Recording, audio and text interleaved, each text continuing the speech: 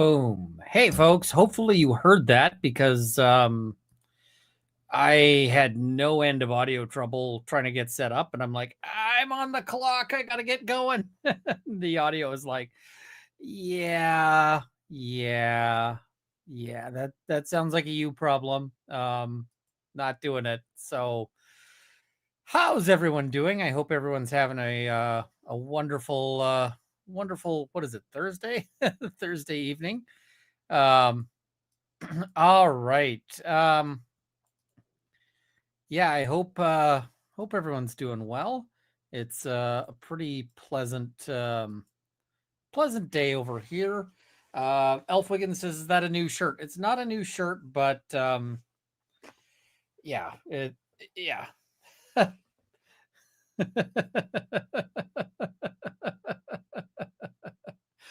So I'm not going to talk about the mediation too much because it's there's nothing like barring me from talking about it, but just in the interests of like being the better person and that kind of thing, I'm just not going to go into it too much. But yeah, the main thing about the mediation and why I couldn't actually do a stream yesterday is that it took like 4 hours, right? They booked 4 hours and we took 4 hours, and so taking 4 hours means that at that point I was trying to catch up on 4 hours of because you can't watch the Gonzales trial in the middle of mediation. Even with my attention deficit powers, it just doesn't work. So yeah, I basically had to go and start watching afterwards. I wanted to see if I was hoping that I could catch up on like 2 times speed, but 2 times speed was too fast. So I had to watch it like 1.5 speed, and I still had like 3 hours left when it was getting around time to stream. So yeah. People are asking, can you tell us if you got the desired outcome? Nothing has really changed. So mediation didn't really change anything. We're just still at the motion to dismiss stage. So yeah. Okay. So, and I see people like the shade of blue. That is good to know because that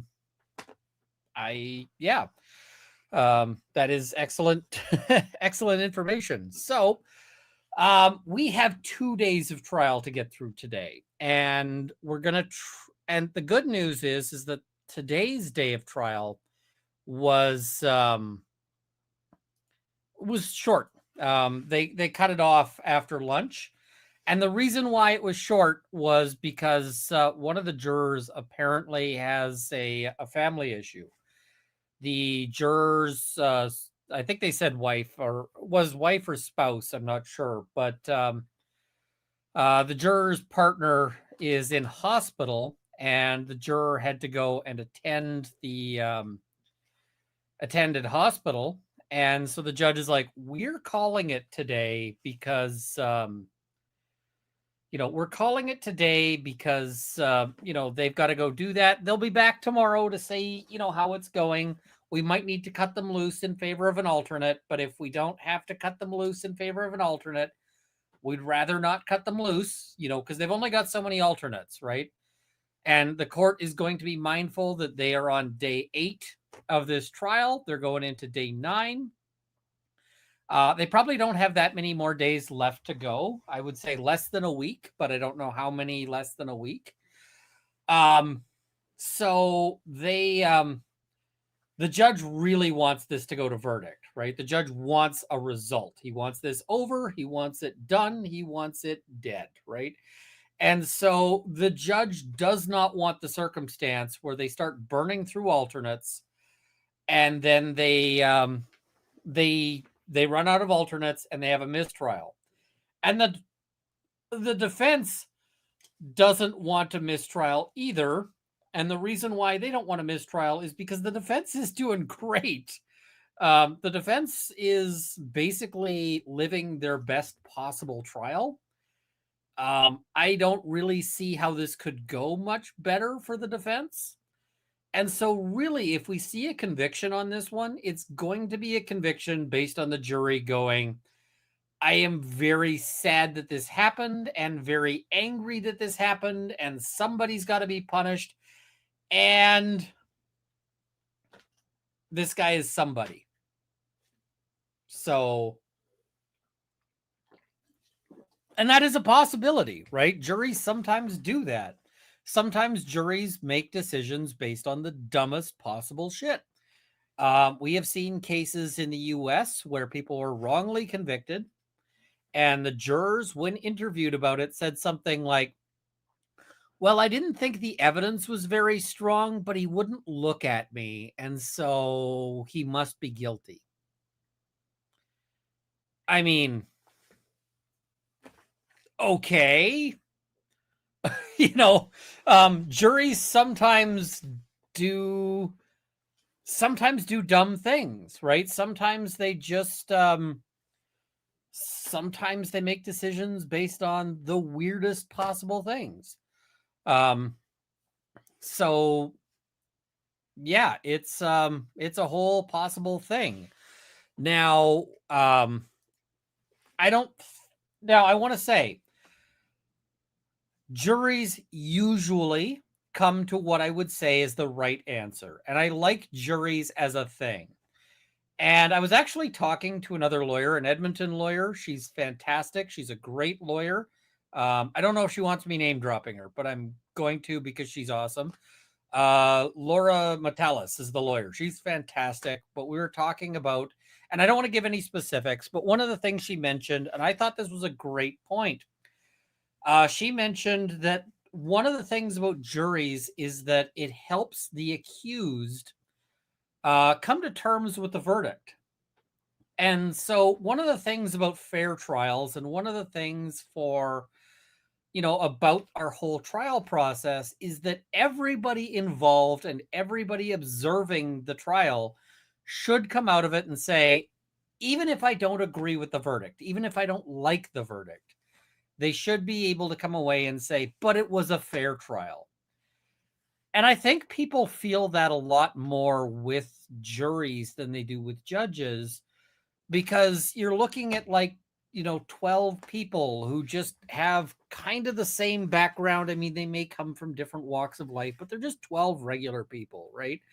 And so hearing that you got to tell your story to 12 ordinary people and they made the decision, I feel like people are more comfortable with that. They're more okay with the eventual result and saying, okay, I got convicted, but such is life. That's what happens. Than they are if it's a judge. So, and that's a feeling. I don't know if it's certain. I don't know if it's 100% true or whatever, but I like that about juries. I also really like juries for certain kinds of trials. And those are trials that really come down to the fundamental question of how should a regular, reasonable, ordinary person act? And so these are things like self-defense trials. Was this person's behavior reasonable for self-defense? And the thing is, I feel like juries are way better on those questions than judges are, because juries include people who might have to walk home in a bad neighborhood. Juries include people who might have gotten into a bar fight or whatever. Whereas typically judges are quite wealthy. I mean, they're not Elon Musk or anything, but judges are very unlikely to be living in a bad neighborhood. They're very unlikely, and they've been wealthy for a long time, typically, right? You're talking about people who've been earning good money for at least 20 years. And I mean, they don't pick failing lawyers to be judges, right? So they're typically people who have been earning, and if you're in a system where judges are elected, you can't get elected without big money, right? You can't get elected without having the money to finance a campaign to get in there. So you end up with people who have a bit of a distorted sense of this, right? They don't really necessarily understand that. So I think self-defense cases are kind of the prototypical ideal situation for that. Now, one of the other things that comes up is the question of, what is reasonable and I feel like the Uvalde trial is also a really, really good trial for a jury, because fundamentally, I feel like the people who should be deciding this are not people like the prosecutor, because the prosecutor is sitting there and, like, this prosecutor is convinced that he would run in, right? And this guy, I am sure, has never had to do anything courageous or whatever. Just, and I might be wrong. I could be wrong about that. But I mean, he doesn't come off like the sort of person who's ever actually been in any danger. And, so if you had a judge like the prosecutor, he'd be like, I am all set to convict because I would have run in there. Meanwhile, I feel like we need some ordinary people in that jury room to be like, well, so, yeah, that's just kind of my feeling there. And I have got to roll this.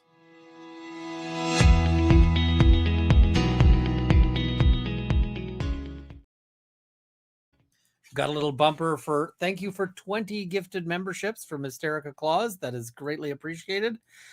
Okay, so we have 2 days of trial to go through. I'm also going to note tomorrow I have committed from like a long time ago. I committed to this. There is a Karen Reed fundraiser. I think it's going to be conflicting with my usual start. So I'm going to see if I can do a recap tomorrow. I may or may not be able to. It might not be something that I can work in time-wise. And if I can't, well, you can see me at the fundraiser. But, otherwise that'll be, yeah. So we'll have to see on that one. And yeah. So I see people saying, why is Runkle wearing a blue shirt? It suits you, but it's not your usual choice. I have a lot of blue shirts. And the thing is about the reason why you don't usually see the blue shirts is because and I forget whose channel it's going to be on. So I'll put it out on Twitter as soon as I know when the thing is. Monday, if I can't do a recap Friday, we'll do it on Monday. But what is it? The shirt thing, I see a lot of people commenting on the shirt. So most of my blue shirts are suit shirts, right? I wear them with my suit.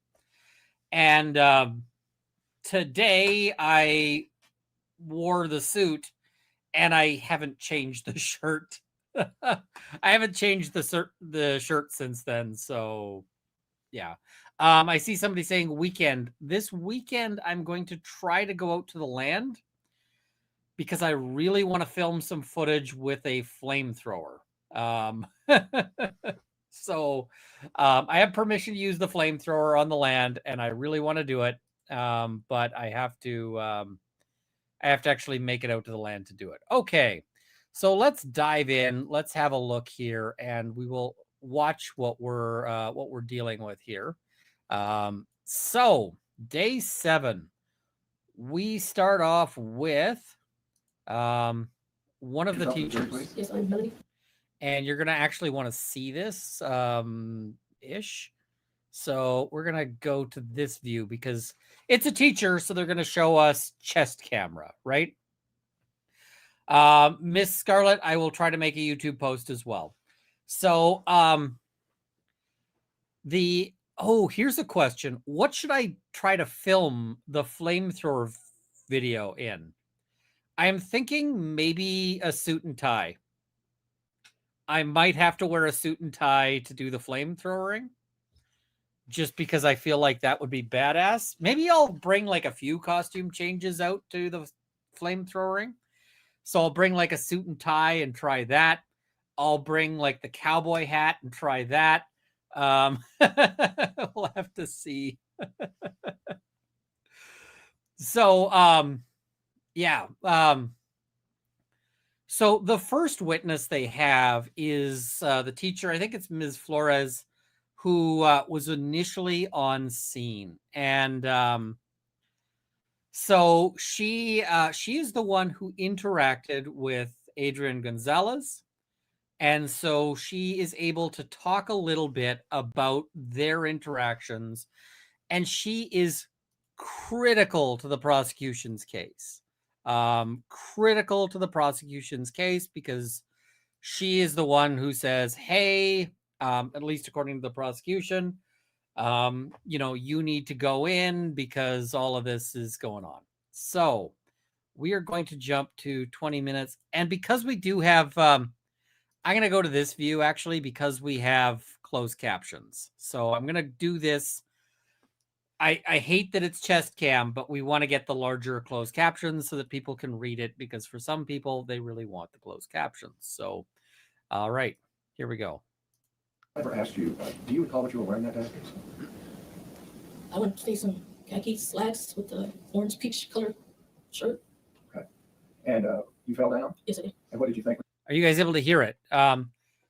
When they say, do you recall what you're wearing? Like, this is because she's not dressed in all black. She's not, she's dressed in orange. She doesn't look like, she doesn't look like she's going out for a murdering. You fell down? I thought he had shot me. Just because of the circumstances that occurred? Had you been shot? Have I? Had you been shot? No, I wasn't. Okay. And how long did you stay on the ground? I want to say a couple of seconds because I had to. I was like, I need to make sure, these kids are in, to make sure these kids, I take them in somewhere for them to be safe. So you got up immediately? Mm-hmm.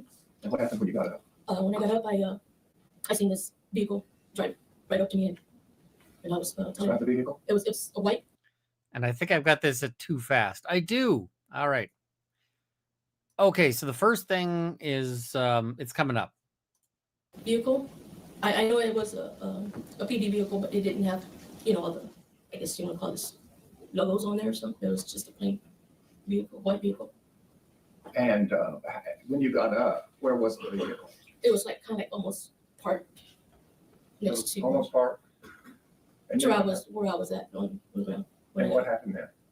That's when I said that he was heading into the fourth grade building, and we needed to stop him. We needed to go in and stop him before he went in. Who did you say that to? It was a PD. I could not. Okay, I see somebody saying the audio is too faint. Let's try to fix that. We're gonna crank it a bit more. 400%. Okay, because this part is important, and so I want you guys to hear it. But if you can't hear it, yeah. People saying, do not set Rob's tie on fire. Is it still too fast? Okay, let me know. What happened there? That's when I said that he was heading into the fourth grade building, and we needed to stop him. We needed to go in and stop him before he went in. Who did you say that to? It was a PD. I can't recall. You didn't know it. So I'm just going to start and say, I don't believe she said that exactly the way she's saying she said that right now. I can believe that she said, he's in the building, go stop him. I don't believe that she said, we need to go stop him, because I really don't think that the school teacher, and I mean, she's not a bad person or anything like that, but I really don't believe that she was like, we need to go stop him, like she was gonna suit up and, take the guy out herself. So I suspect that the statement was more, you need to go stop him, and not, we need to go stop him. But yeah, that's kind of my feeling there. Somebody's saying, what's with the chest shots? The reason why it is chest shot right now is because the court has directed that that this only be that they only show the faces of like police officers. So police officers get their face shown. other witnesses, the court has said do not show their face. And so because she's a teacher, she was not to, they're not showing her face. So, and I'm just going to try, I'm going to end up dropping out for a second because the chat in the StreamYard has dropped out. So I am probably going to end up dropping out for 1 second. I'll be right back. Do not flee.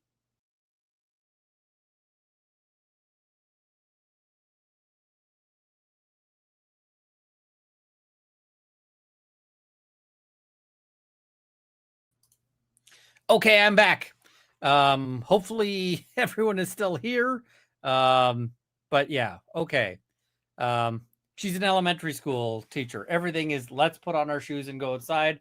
I fully expect she did say we and meant you. That's fair. That is okay. Yep, that might be a school teacher thing there. Fair. Oh, and I gotta reshare this because yeah, that we need that. And here we go. Know him or they were. And I really didn't know who, you know. And what did you say to him? I told him that he needed to get stopped before he went into the fourth grade, but we needed just to stop him. And what did he say? He didn't, nothing, because Did you say it more than once? I did What did you say the second time? the same thing. But Which was what? we need to go in and we need to stop him. He needs to be stopped before he goes into the fourth grade building. Did you tell him what he was wearing? No, I didn't, no. Did you tell him where he was? I think I told him he's right there running in. He's in the corner. He's running in to the fourth grade building. And did you use any arm gestures to point out where he was? I did. Tell us about that. I just kept pointing. You know, he's going in there. He's going to the fourth grade building. And how many times did you say that? I would say a couple of times. And did you hear anything from this gunman while you were talking to the police officer? To the gunman, the shooter, Uh-huh. I just kept hearing shots. You heard gunshots? Yes. Where were they coming from? That's where he was going into the fourth grade area. That south area? Yes. Did you see the gunman at that time? I know I couldn't.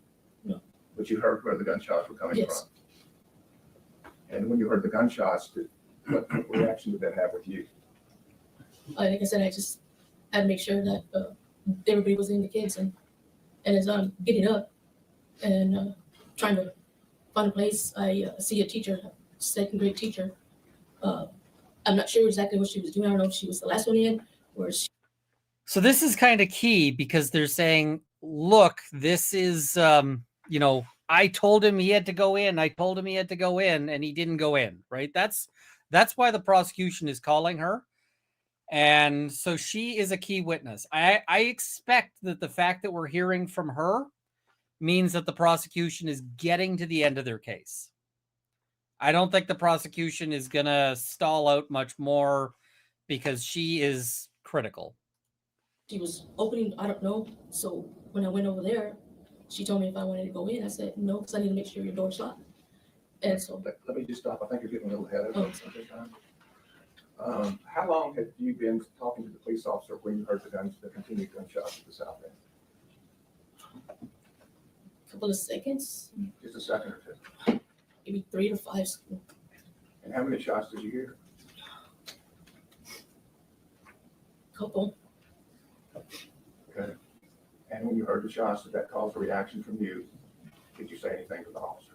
Like I said, I kept telling him that he needed to be stopped. He was going before he goes into the fourth grade.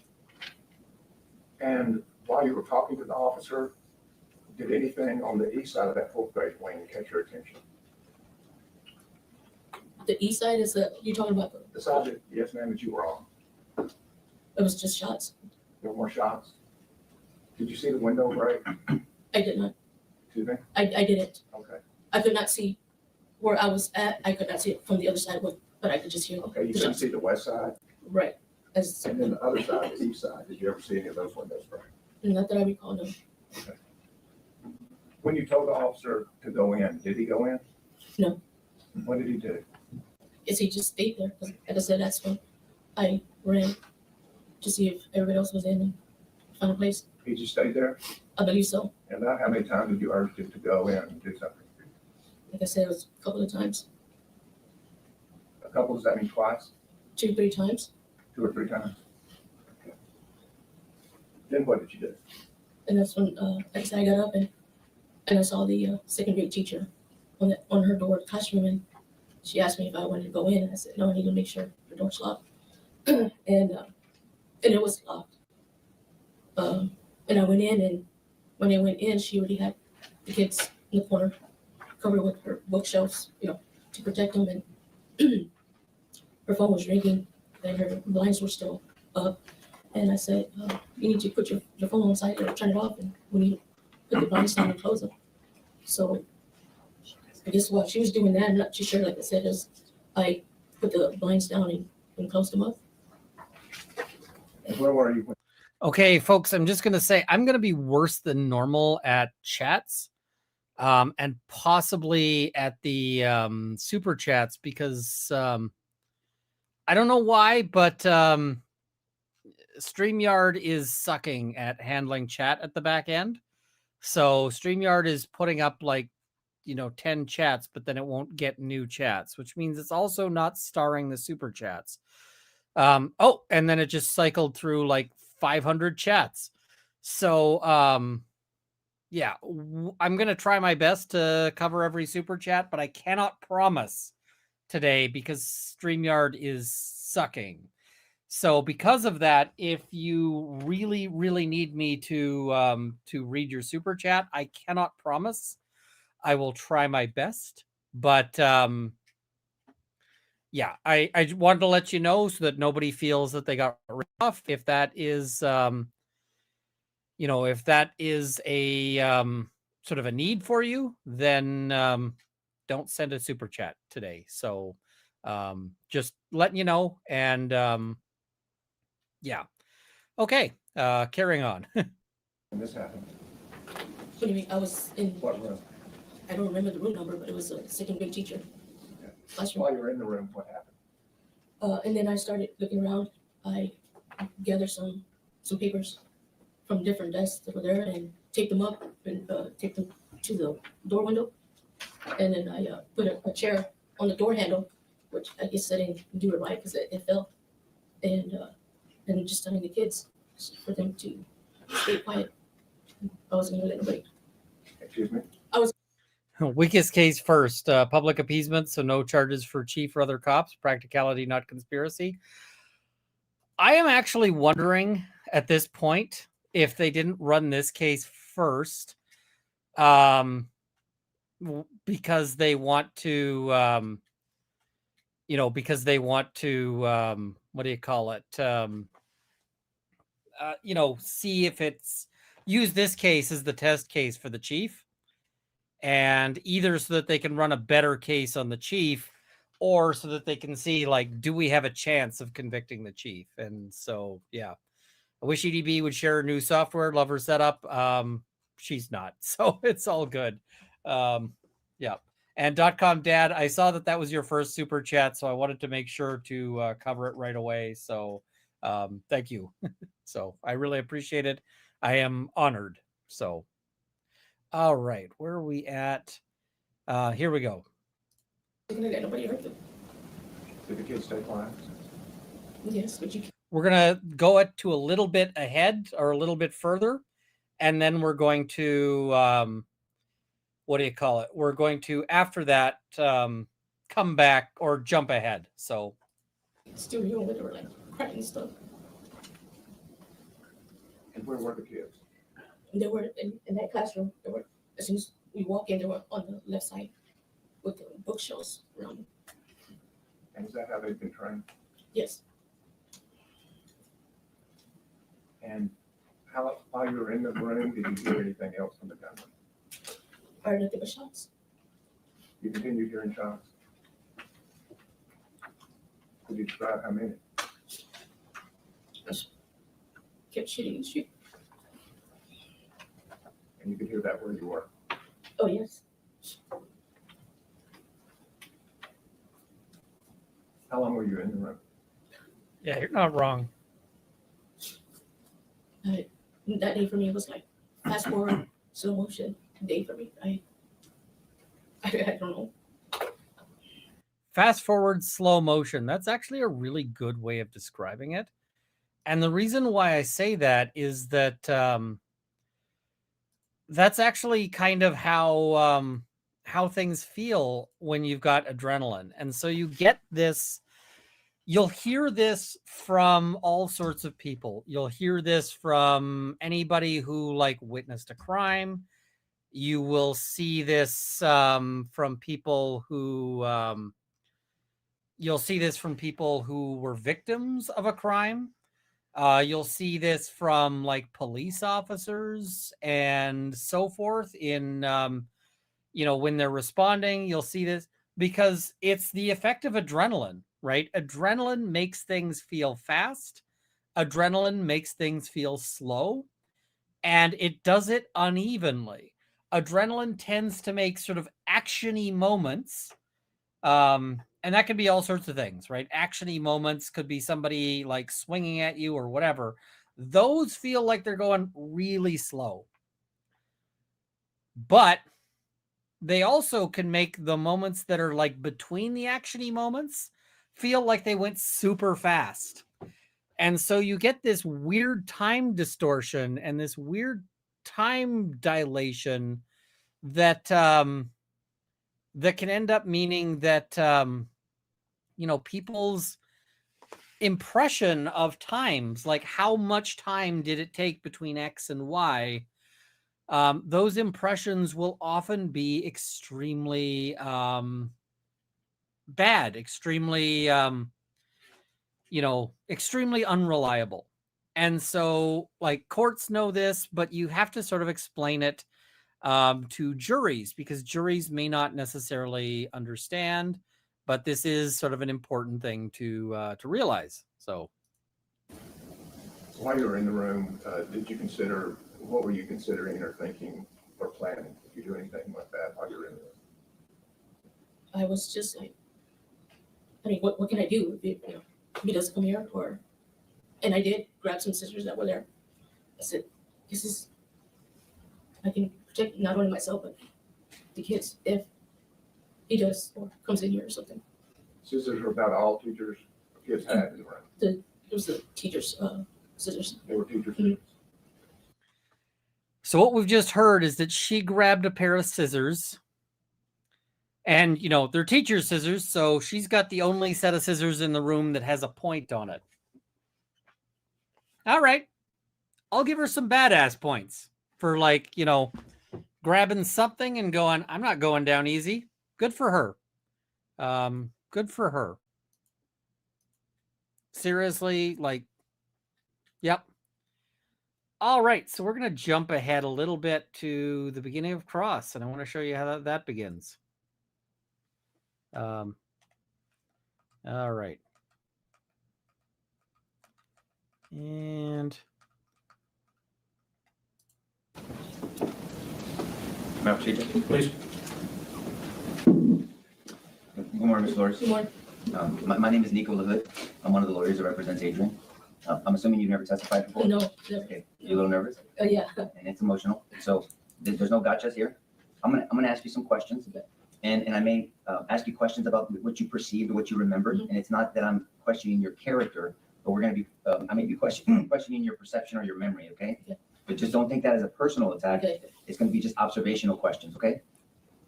If you don't understand my questions, you ask me to repeat them and I will. Okay. And if we need to go slow, we need to stop, I'll do that, okay? And for the court reporter, you have to say yes, or you have to say a word because she's typing it down. Okay. So you were, it seems like for Robb Elementary and for Beeville currently, you are a special education aide. Yes. I'm gonna take a side note here. I'm a daddy of a special needs son. So I appreciate what you and all people, all professionals like you do. Thank you. There is no doubt in my mind you're a special type of woman. You've been doing that for 23 years, 25 years. Yes, sir. That is a unique type of teacher. So my wife and I thank you, okay? Thank you. I just want to note here that I really, really like this intro for a couple of reasons. One, I mean, we learned something about Nico, But the way he starts this out, and the thing is that this cross-examination is actually all about saying that this witness's evidence is not reliable. That's what he's trying to do. He's not going in to say that she's lying, right? That is not his argument with her.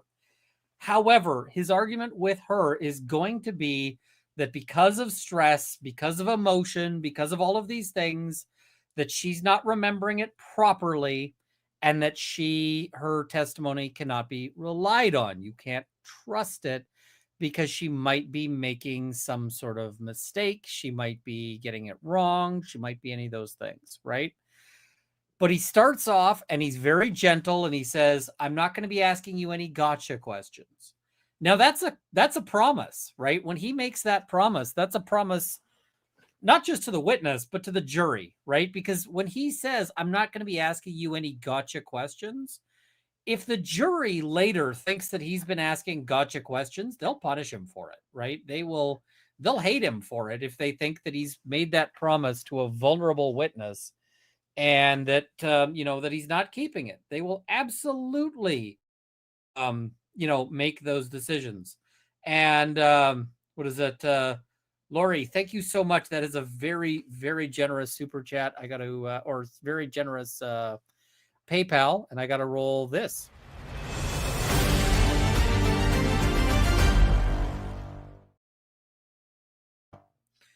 So, the other thing he does, and I thought this was really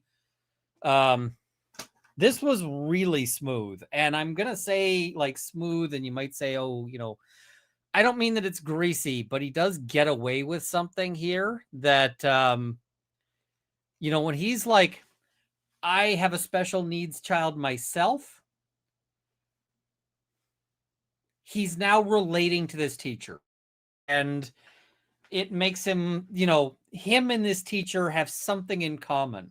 And he's praising her for the fact that she does some of the most important work in society, right? This is really important stuff. But it doesn't just humanize him to the witness, but it also is humanizing him to the jury.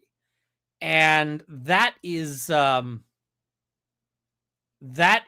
part of the that's where I say he's kind of getting away with something, because he wouldn't be allowed to go up to the jury and just be like, I have a special needs, child. Wouldn't be permitted, right? But he's getting that in here, and he's getting it in a, and it is a sympathetic, humanizing kind of way, because normally juries hate the defense lawyer, right? Juries normally just despise the defense lawyer. And, now they might be going, well, this guy's not so bad, right? It's a detail I've learned about him, and and it makes me sympathetic, right? It makes me feel like, oh yeah, he's got to be and everything I've seen about him makes me think this guy's a really decent guy, especially because, quite frankly, the decision about how they wanted to handle these witnesses, in terms of like the really gentle way they've been handling witnesses, including witnesses that are like, adverse to them, witnesses who are coming in and delivering bad information for their client.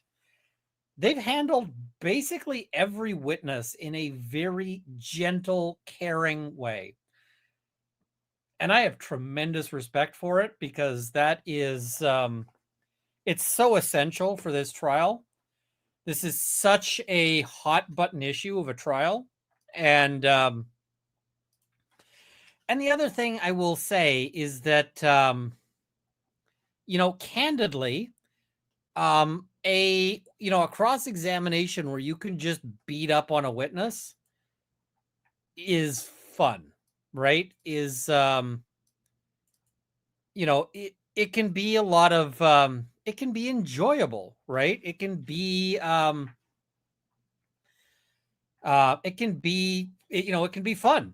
Like, you're like, all right, I get to beat this person up with my brain.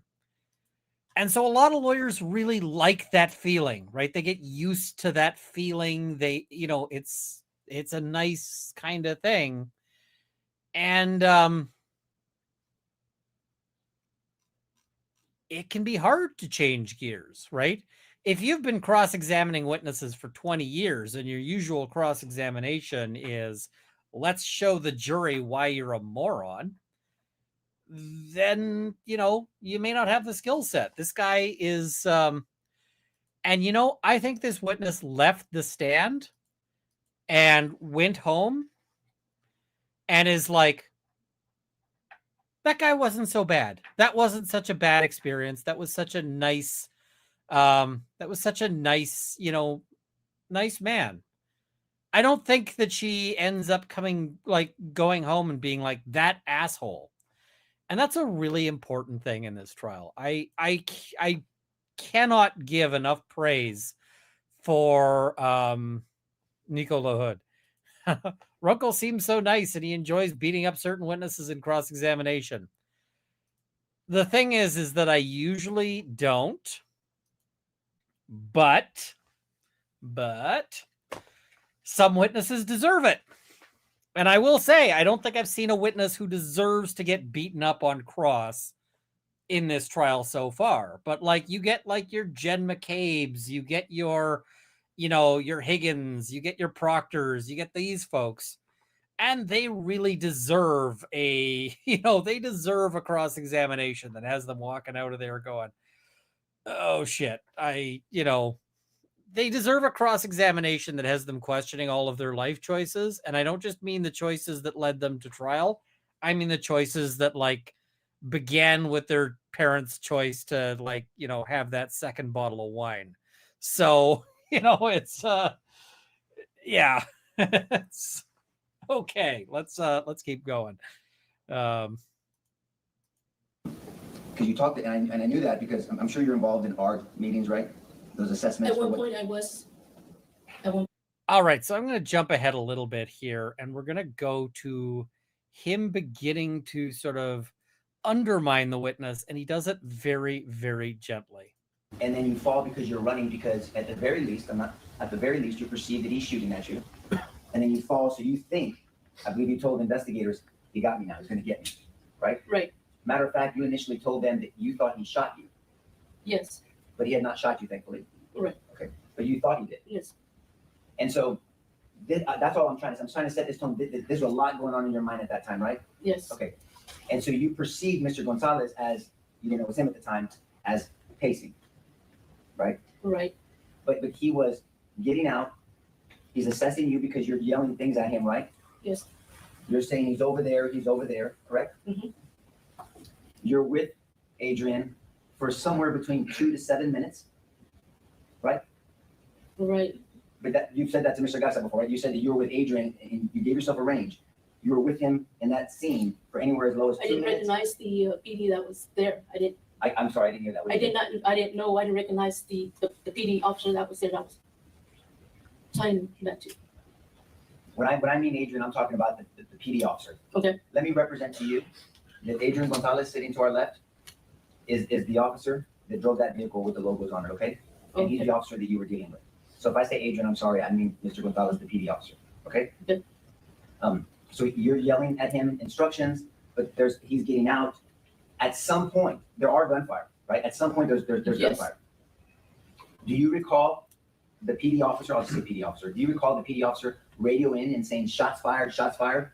I don't recall it. Okay, but if that's on dispatch, that dispatch will be the best evidence for that. Do you recall at some point after getting instruction from you and you're yelling at him and he's ducking, do you remember him moving around the vehicle to get behind it for cover? You didn't know it was cover, but do you remember him getting behind the vehicle? I know I would see him, see that PD, pacing back and forth. Yes, ma'am. So you're pacing back and forth. Could that be that he was going behind the vehicle to get behind it for cover? I'm unsure. Okay. Do you recall hearing him say, west side of the building, supposed to be wearing black? No, I don't. But when you're talking and yelling at the PD officer, you're pointing to the south side of the building. Right. And look, it makes sense, Ms. Flores, because those children were coming out of the south side of the building. You have tunnel vision on the south side of the building, right? Yes. And so you're focused on that south side of the building, and you're yelling at him. He's going in, but you're thinking south side of the building. Yes. Right. You thought it so much, understandably, that you were under the impression that the shooter went in the south side of the building. Do you remember that? No, he went around. I know that, but at one point, Right, yes, you thought he went in, remember? yes. Do you remember Ranger Pettis had to correct you because you kept asking, and he said, I can tell you for sure he did not go in the south side of the building, and you said, I thought he did. Okay, You yes. remember that from your Yes. two interviews? Okay. So what he's doing here is he's very carefully establishing, like, you might have some PTSD, you might have some memory issues, you know, you've been told you said certain things happened, but they didn't actually happen that way. You were very sure that it happened, and it turns out that it's not the case. So, you know, he is undermining her. He is saying she's not a reliable witness, right? She's not somebody, you know, that the things she's saying she might be getting wrong. But what he's not doing is he's not doing the sort of traditional, like, you know, he's not going in with the harsh questions, right? He's not going in and saying things like, um, well, you clearly don't know what you're talking about, right? And yeah. No, this is not that witness. That witness, they already did the questioning and then the disregard, because that was like some days ago. But yeah, I mean, he's being very gentle about it, but his whole point here is she doesn't really remember what's going on. And yeah.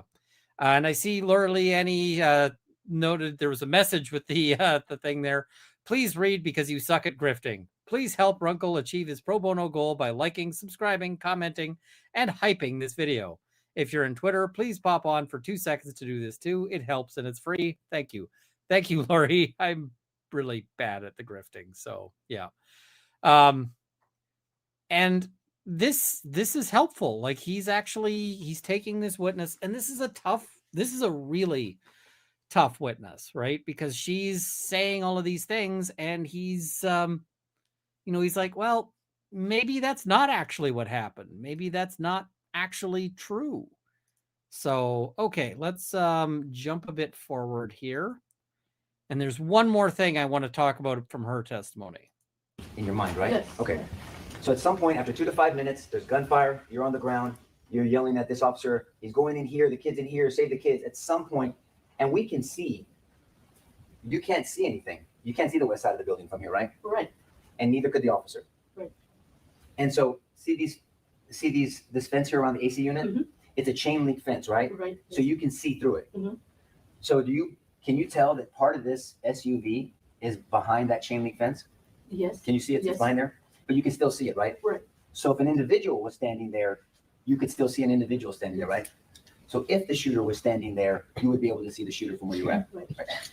I understand you perceived him to be out here, but if he was standing there, you could still see the shooter. Yes. Okay.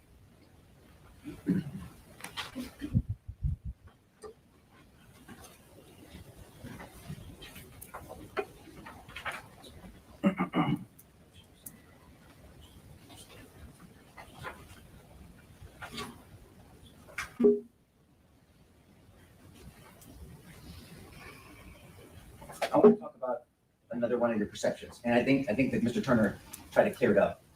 At some point, you told the Ranger Pettis and Mr. Garza that you believed the gunman had a handgun. At some point, yes. Yeah. So this is also a point of confusion, right? She thinks he's got a handgun. The prosecutor's going to try to fix this by going, he's got a black gun, he's got a black shirt or black clothes, so it might be hard to tell, right? It's like, yeah, but she still got a bunch of things she doesn't know. And this is the fun part, though. And then you when you told him that, you were sure about it. You were sure that it was a handgun, right? Right. And then either the Ranger or Mr. Garza, I can't tell in the audio, corrected you and said it was a long rifle. It was not a handgun. Right. And you correlated the handgun to a handgun that you carry sometimes, and so that's in your mind. That's right. What you correlated that to. Now, it might just be because I'm a gun person. But how many of you caught that about the special needs aide? She normally packs heat. she's rocking a gun normally, right? And yeah, the I'm like, huh, good for her. And the other thing I look at here is I'm just like, you know, I bet if she'd had a gun, she would have been braver than all 376 of those cops. And I get why she didn't, right? But you know, good for her. Good for her. So yeah, I think she's pretty badass, to be honest. But yeah. Okay, so let us jump to our second witness of the day. We're just gonna skip ahead a little bit, and we're gonna see her. Here we go. Tell us what your credentials are. I'm a doctor of osteopathic medicine, which is essentially, there's allopathic and osteopathic. We do the, same training, but we do a little bit more in musculoskeletal. And what? Okay, so they bring her on. What is she here to testify to? She is here to testify that some children got shot and that they sustained real bad injuries. Okay, that's all we're gonna, hear from her, because yeah, I don't think anybody was disagreeing with that. But they bring her in to sort of do more about the kids got shot and it is awful. And I'm like, it is actually really awful that kids got shot. But at the end of the day, this is not really new or super useful evidence at this point. Okay, so the next witness. Uvalde, Texas. Now I'm going to be more specific and go ahead and take you back to May 24th of 2022. All right, so this woman is a mom, and she is a mom of one of the children who was, who was there. And she is here to testify that her child was injured, that her child, has suffered lasting consequences as a result of being injured, and that it is very sad. And nobody disagrees with any of these things. It is absolutely tragic what happened, but they're calling a lot of witnesses just to sort of amp up the, to sort of amp up the emotional stakes, I guess, is really what's going on here.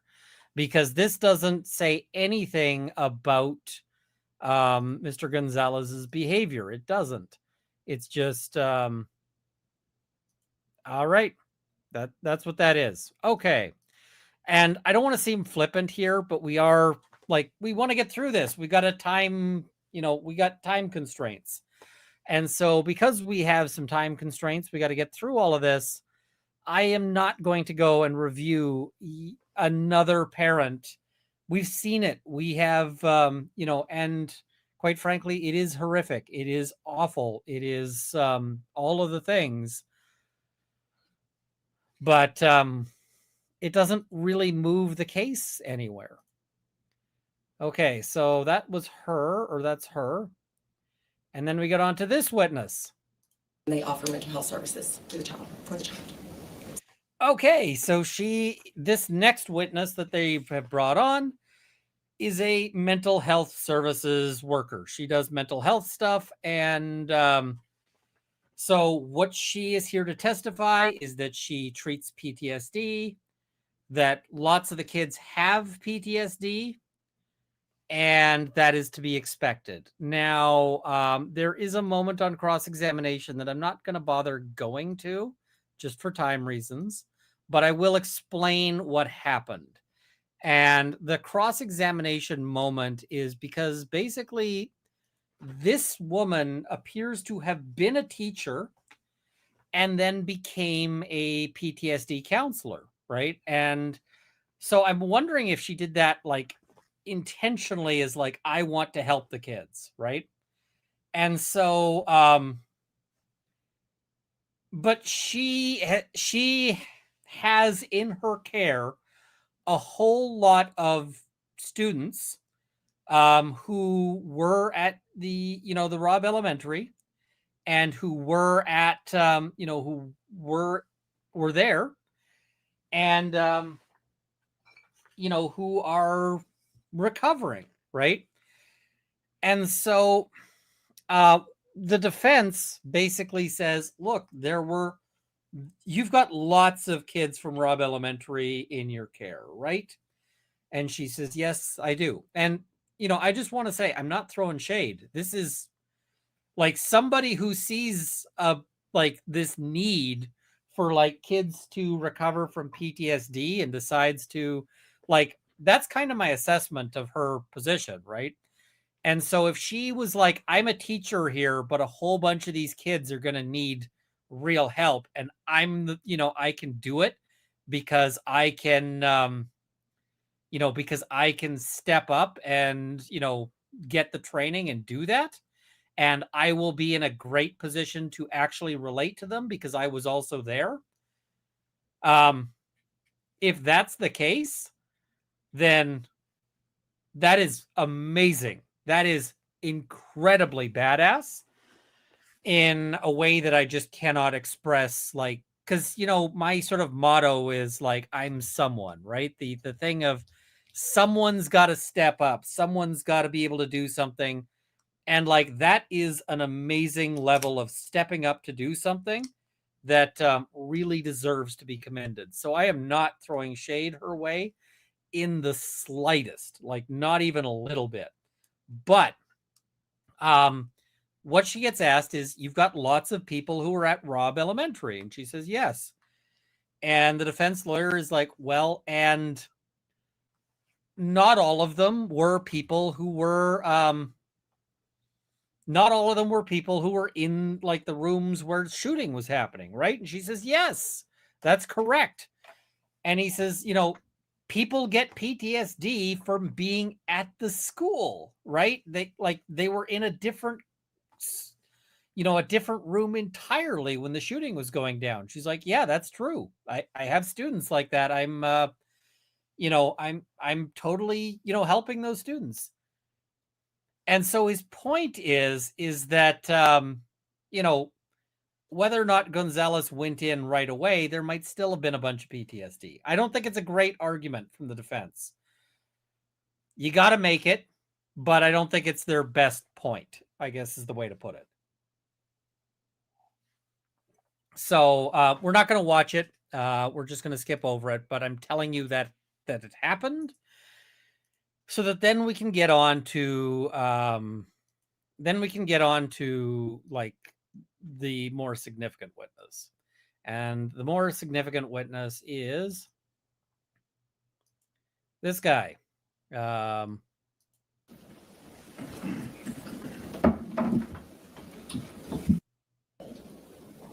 an active shooter training is for the people that are going to be first responders. Is that Absolutely. the Yes, best way to say it? Yes. So this guy is Mr. Witzgall. Full disclosure, I can't see the guy's face. I can only hear his voice. Full disclosure, I think I've met him. And if it is who I'm thinking it is, he seemed like a decent guy, right? I got no beef with Witzgall. Witzgall is, everything he says makes sense. Everything he says is sensible. He doesn't seem, this guy, and if you're wondering, why isn't it that why are they, this is the thing. What is it? They showed his face before the trial started, didn't they?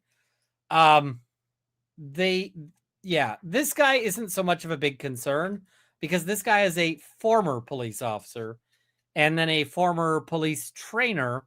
And now his job is, he describes it as he's retired and he is a gentleman farmer. So, this guy's retired. He's living his best life. That's really what it comes down to. Okay, so let us jump ahead to see some of the stuff he's got to say. Basically, what he starts off with is basically saying that in his view, you got to get in there right away. You got to and that's what he's been training people to do. That you get in there, you get going right away. You got to interrupt. You got to. And he also is significant because he taught Adrian Gonzales. He's not just some rando who teaches, tactics. This is the guy who specifically provided training to Gonzales. So, yeah. And did you develop an active shooter training program for Texas peace officers? I did. The curriculum is what Yes, you're sir. speaking of. Yes, sir. Could you tell us about the training that you developed? First and foremost, everything is as much hands-on as we can possibly make it. So it's 25% lecture, PowerPoint lectures, and 75% hands-on out in the field doing drills, scenarios. I based this curriculum back in my military days. I was trained in hostage rescue and how to clear an embassy. It was back in the 70s. A lot of people don't know this, but we lost a lot of embassies. Embassies and schools, there's a lot of similarities to them, long hallways, offset rooms, big rooms, classrooms and stuff. So that's what I based the curriculum on at the start. Now, when I was with Dallas, my sergeant, Tom Shelton, far-reaching, we went into schools long before Columbine. And we did what would be now called active shooter training. So we did this at Sunset, I think that was in middle school, I don't remember, South Oak Cliff High School, and several other elementary schools. And so you have decided to divide it 75%, 25%. Yes, sir. Why is that?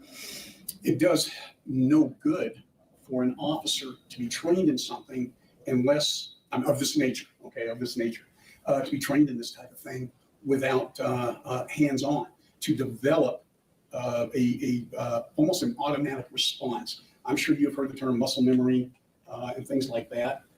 Yeah, absolutely. You cannot do that in a pure classroom setting. So he also notes that muscle memory is a misnomer because, of course, your muscles don't remember shit.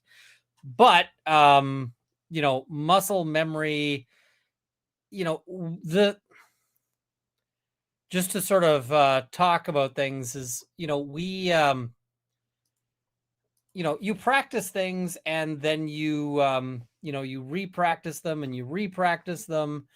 And eventually they become sort of second nature, right? They become a habit. They become obvious. So, yeah. And so you spend 75% of the time in the field. Yes, sir.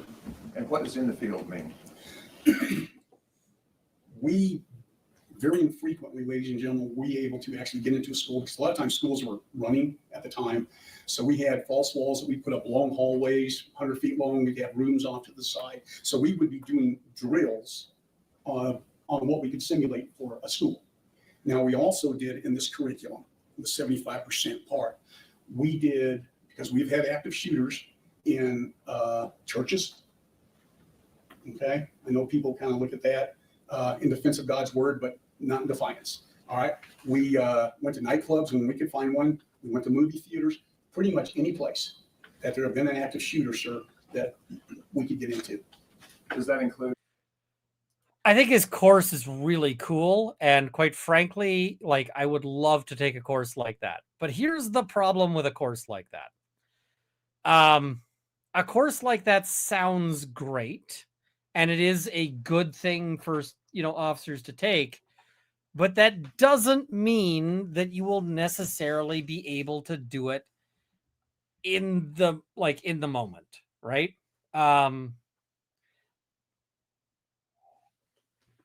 There are people who go through all of med school. My brother's a doctor, so I've heard some of these stories and, whatever else.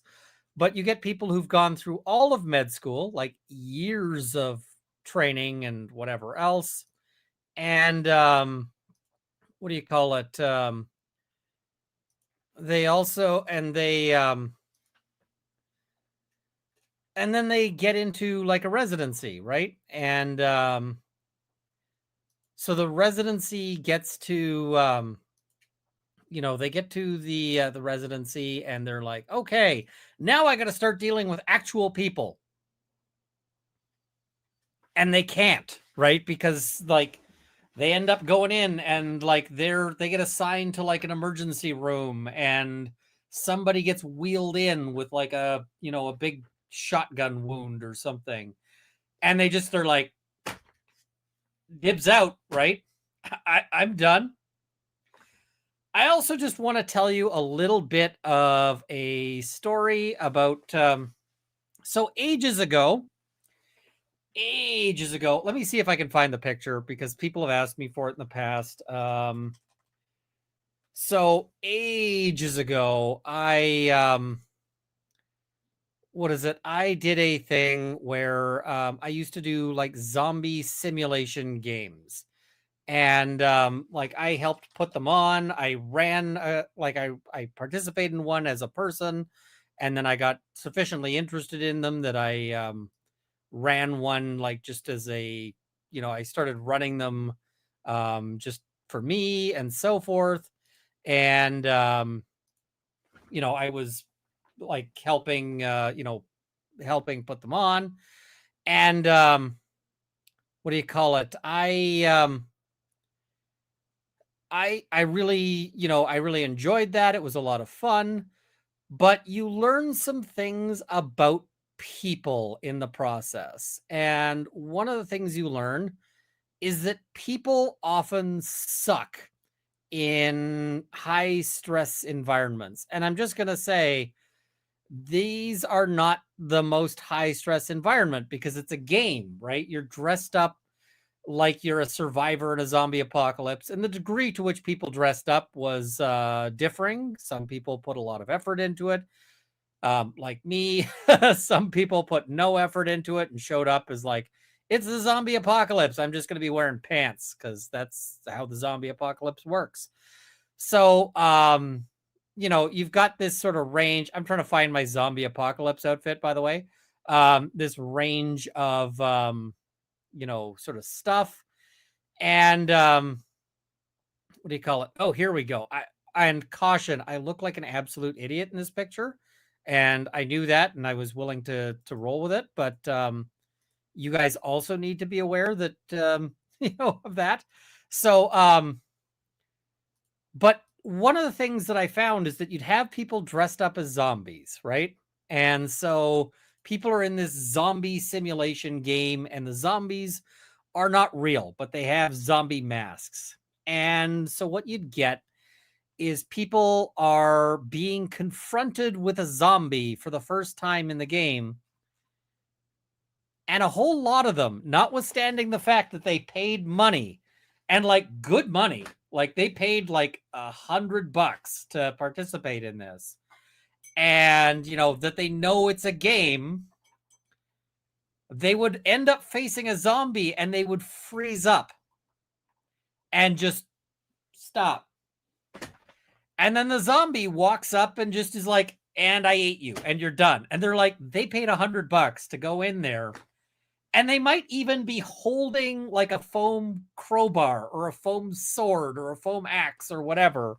Like, so they've got a foam weapon. They could take out the zombie. It's one zombie. And they would just flub it. I saw people run in terror, dropping the weapon they were holding. And the weapons were hard to get, right? So the weapons were worth having. I saw people like drop the foam sledgehammer that they were super lucky to have found to run in terror from a fake zombie, right? I saw people, and so you got all like and these are just in a game, right? These are just simulation things. In the event of an actual, of an actual disaster, I cannot imagine that this would, that this would be a thing. So, yeah, I will show you guys the picture. Please do not laugh too hard because this was fun. I had a lot of fun doing this, and I don't apologize for it at all. But you guys will laugh. So,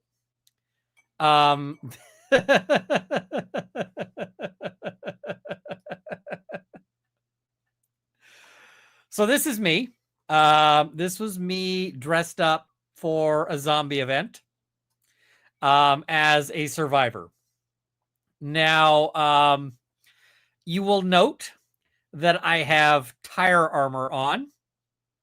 You will note the leather jacket underneath the tire armor. I've got gloves. I've got a mask. By the way, that mask was a bad idea because that mask is made from a World War II antique mask that nobody should have sold me because the piece of the mask that I've removed is the piece that had asbestos in it once upon a time. So, so yeah, this was, you know, I had the tire armor on. By the way, that tire armor actually was really helpful. Let me tell you a little story about the helpfulness of that tire armor. So, what is it?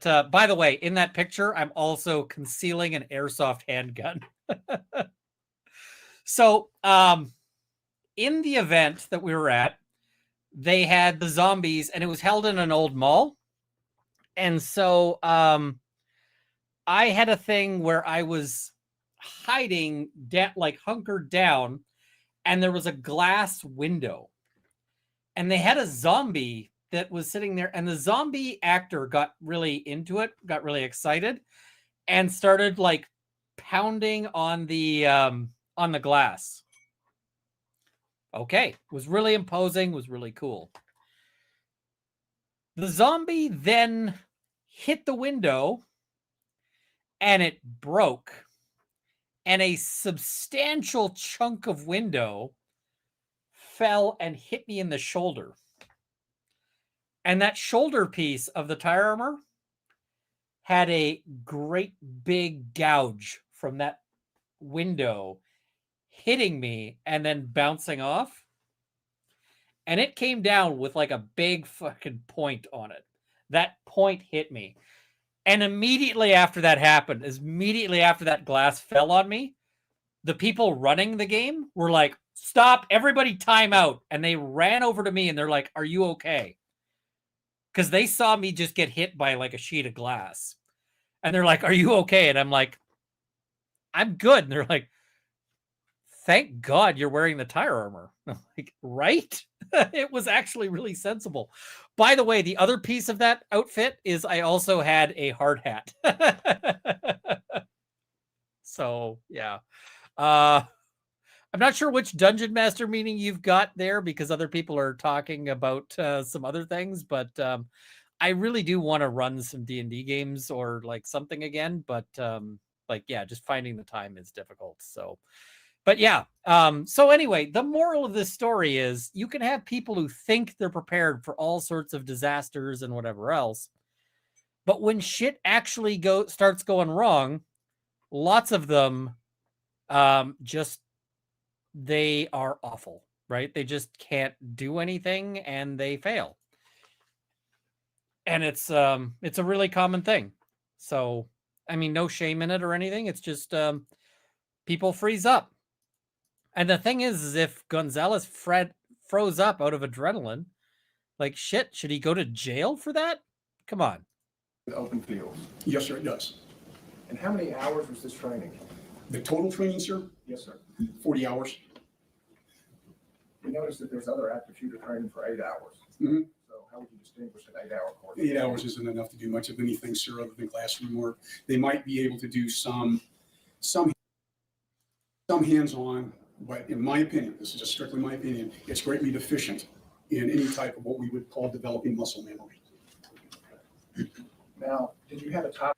So this guy notes at one point, he's like, I'm not allowed to shit on other classes, but it is very clear that he is of the view that his class was the best class out there and that the other classes out there suck donkey balls. So, like, I get it. I get it. For your course, the 40-hour course. Yes, sir. It was active shooter, immediate response. And let's go over both of those terms. What does active shooter mean? Active shooter, an uncontrolled situation where there is an assailant, either, forgive me, in a school, outside of a school, at a church, outside, moving around, it didn't matter. All right, so that is an active shooter. The whole situation is out of control in that moment. Okay, the immediate response. When you say out of control, Please. in the shooter part, is that just obvious it's out of control because there's active shooting? Yes, yes, sir. I hate to be too fundamental, but the point is there's shooting going on. Yes, sir. And does it also include that there's people in danger? Yes, sir. And that's the nature of that. That is the nature, pardon me, that's the nature of the beast. Okay. And then the second part of the title of your course was what? Immediate response. What this means, when there's an active shooter, we cannot sit around and wait. And most of law enforcement, from the day you are in the academy, they tell you never do anything by yourself. Never ever. Never make a traffic stop without somebody coming by to back you up. In an active shooter situation, because of the lethality, the nature of the whole thing, we have to act, which can mean acting completely and wholly alone. And that's what immediate response means? Yes, sir. So in an active shooter situation, and I'm just asking about what you trained. Yes, sir. 40-hour course. Active shooter situation, immediate response, if a first responder is there, what is your training as to whether they should wait for backup? We've got to stop the killing. There's no other way I can say that, folks, okay? You can't wait for backup. I know there are curriculums out there, sir, that teach, always wait for 2 or 3 more guys.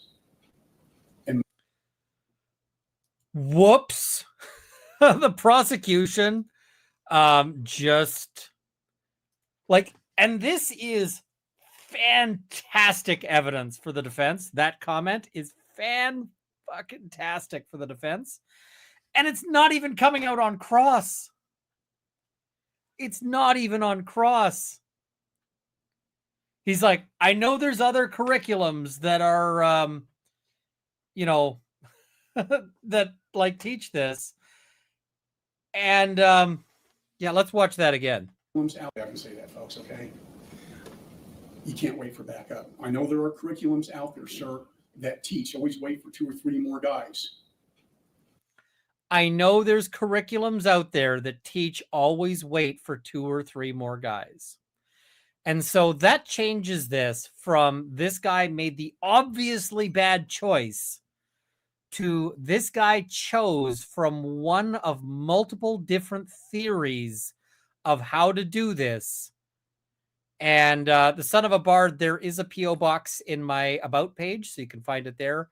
But if this is just a thing of like, there are multiple different ways to approach this, there's because for the prosecution to get the conviction, what they want to have here is they want to have this be, you want to have this be that there's only one clear way to do it, right? There's only one true method to do this, right?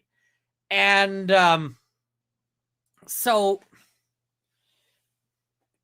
but if you're saying that you can, that there's other schools of thought, and this is his view, but there's other ways of thinking about it, that screws the prosecution, right? Because if I'm the defense, I'm going to say, you heard from Mr. Witzgall. He says, in his opinion, you have to do this. But he also says he's not the only person teaching this, and other people have a different theory of what the best way to do it is. And if there are more than one theory as to what the best way to do it is, then Mr. Gonzales can't be faulted for doing it the other way, right? It's not like putting a bolt on where it only goes one direction, but if it's a matter of doing it, like, let's talk about toilet paper. People online get into big fights about how toilet paper should be hung up. Should it be that it's a top dispense or a bottom dispense on the toilet paper, right? You've seen those fights online. I've seen them too. And the thing is that so long as there's at least, there's the two schools of thought on this, and that both of those schools of thought are out there, and, both like people have these two different views, you can't say that only one of them is the correct answer. Instead, you have to be like, well, okay. He chose a different route than this guy would have, but that's so that comment, I like when I was watching this, I was just like, just like, ooh, that has got to sting. And I see people saying over is the only way on the toilet paper. And lots of people say that. Let me tell you when you will stop saying that on the over on the toilet paper. If you get a cat. And the reason why over is not the right way to go if you have a cat is that if you have a cat that likes playing with the toilet paper, over lets it do this and spool out the entire roll playing with the toilet paper. Whereas under dispensing, if the cat does this, the toilet paper goes whoop, whoop, whoop, whoop, whoop, whoop, whoop, and it doesn't spill out like that. So, having had a cat that just spooled it all out when it was over, we went to under and the cat stopped doing it, right? So, yeah, it's and the thing is you can say like 90% of the world prefers over. So long as there's 10%, it's still it's still a problem for the prosecution. All right. So yeah, let's jump ahead a bit to here. I hope my timestamp is good. To work through that. We discussed that, yes, sir. So you expose the officers to that information, Yes, knowing that it's a potential, knowing that it will happen, sir. not a potential. It's not a potential, it's a certainty. He's saying it's a certainty that you're going to have bad, you're going to have adrenaline and stress. I see people commenting on his jacket. I'm going to tell you what happened with his jacket. I can tell you the story of his suit jacket. Here's the story of his suit jacket. This guy used to appear in court because he used to be a police officer, and so he had a suit for appearing in court and being a police officer. However, he's been retired for a number of years. I'm guessing he's put on 15 or 20 pounds. It happens, right? He's retired. He's enjoying his retirement. He's eating some food. He's whatever else. He Zora'd up a bit. That's what happened. He Zora'd up a bit. And so this used to work when his suit was the right size, but he got bigger and and yes, he should unbutton the suit, except that they get taught not to unbutton the suit. And yeah, I'm not super upset about the suit. You wouldn't notice it nearly so bad if they weren't like doing boob cam, but they are doing boob cam. So it's all we can see. And so now could we move to the field? Yes, sir. So how many days do you stay in the field out of this 40-hour work week? Well, I mean, every day is 25, 75. Every day? Every day. Fridays were usually a little bit of a short day because when we say it's 40 hours, I guarantee you those officers were out there with me for about 50 or 60 hours. All right, 40 hours is all that we could give them credit for. So that's the basic then. Yes, sir. Okay, so what he's saying here is that there's usually limits, right? Like, if I'm offering like a continuing legal education course, I can only give like 10 hours of credit for it because otherwise, whatever. They're required to do X many hours. It can't all be from one place, right? So that's what he's saying there. Well, no, sir, the active shooter. Okay. And then this is where you set up different scenarios. As best we can, yes, sir. What we would do is we'd set up the panels for the long hallways, about 100 feet, sometimes longer. We'd have rooms that were enclosed or at least half enclosed. We had shooting dummies, and we would move these dummies in around the room and things like that. So there would actually be something. Occasionally we put an instructor in there, but we use tremendous amount of airsoft, and holy cow, that stuff hurts. And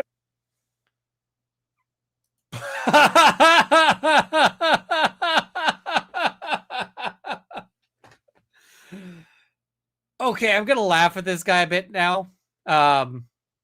He's like, we don't want to have an instructor in there because the airsoft really hurts.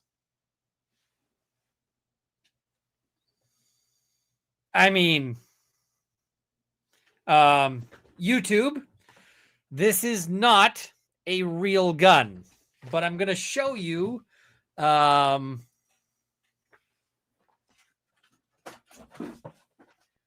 And you can tell it's not real because you can actually see the like battery pack in it. But like, this is an airsoft gun, right? And you can also tell it's not real because you see the magazine. It's got an airsoft gun will fire pellets fast enough to potentially put out an eyeball. So you wear eye protection. It will wear it. You know, I have, when I was up against somebody who'd overtuned their gun, I have had an airsoft pellet stick into skin. But, I mean, I've had people go after me with full auto airsoft and just light me up. It's not that bad. It's really not that bad. So when they're like, we don't want to have an instructor in there because it hurts like hell, I'm like, Buttercup, you better harden the fuck up.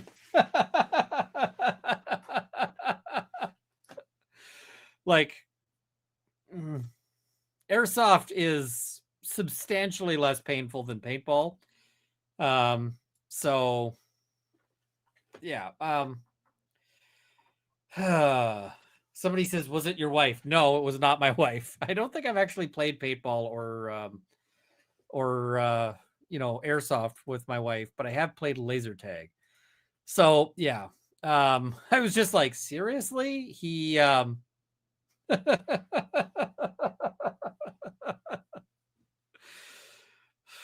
okay.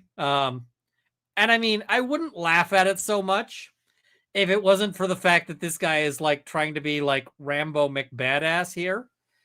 And you know, it's like, okay, Rambo McBadass, if you can't take some airsoft, you're going to have a real fucking shit time.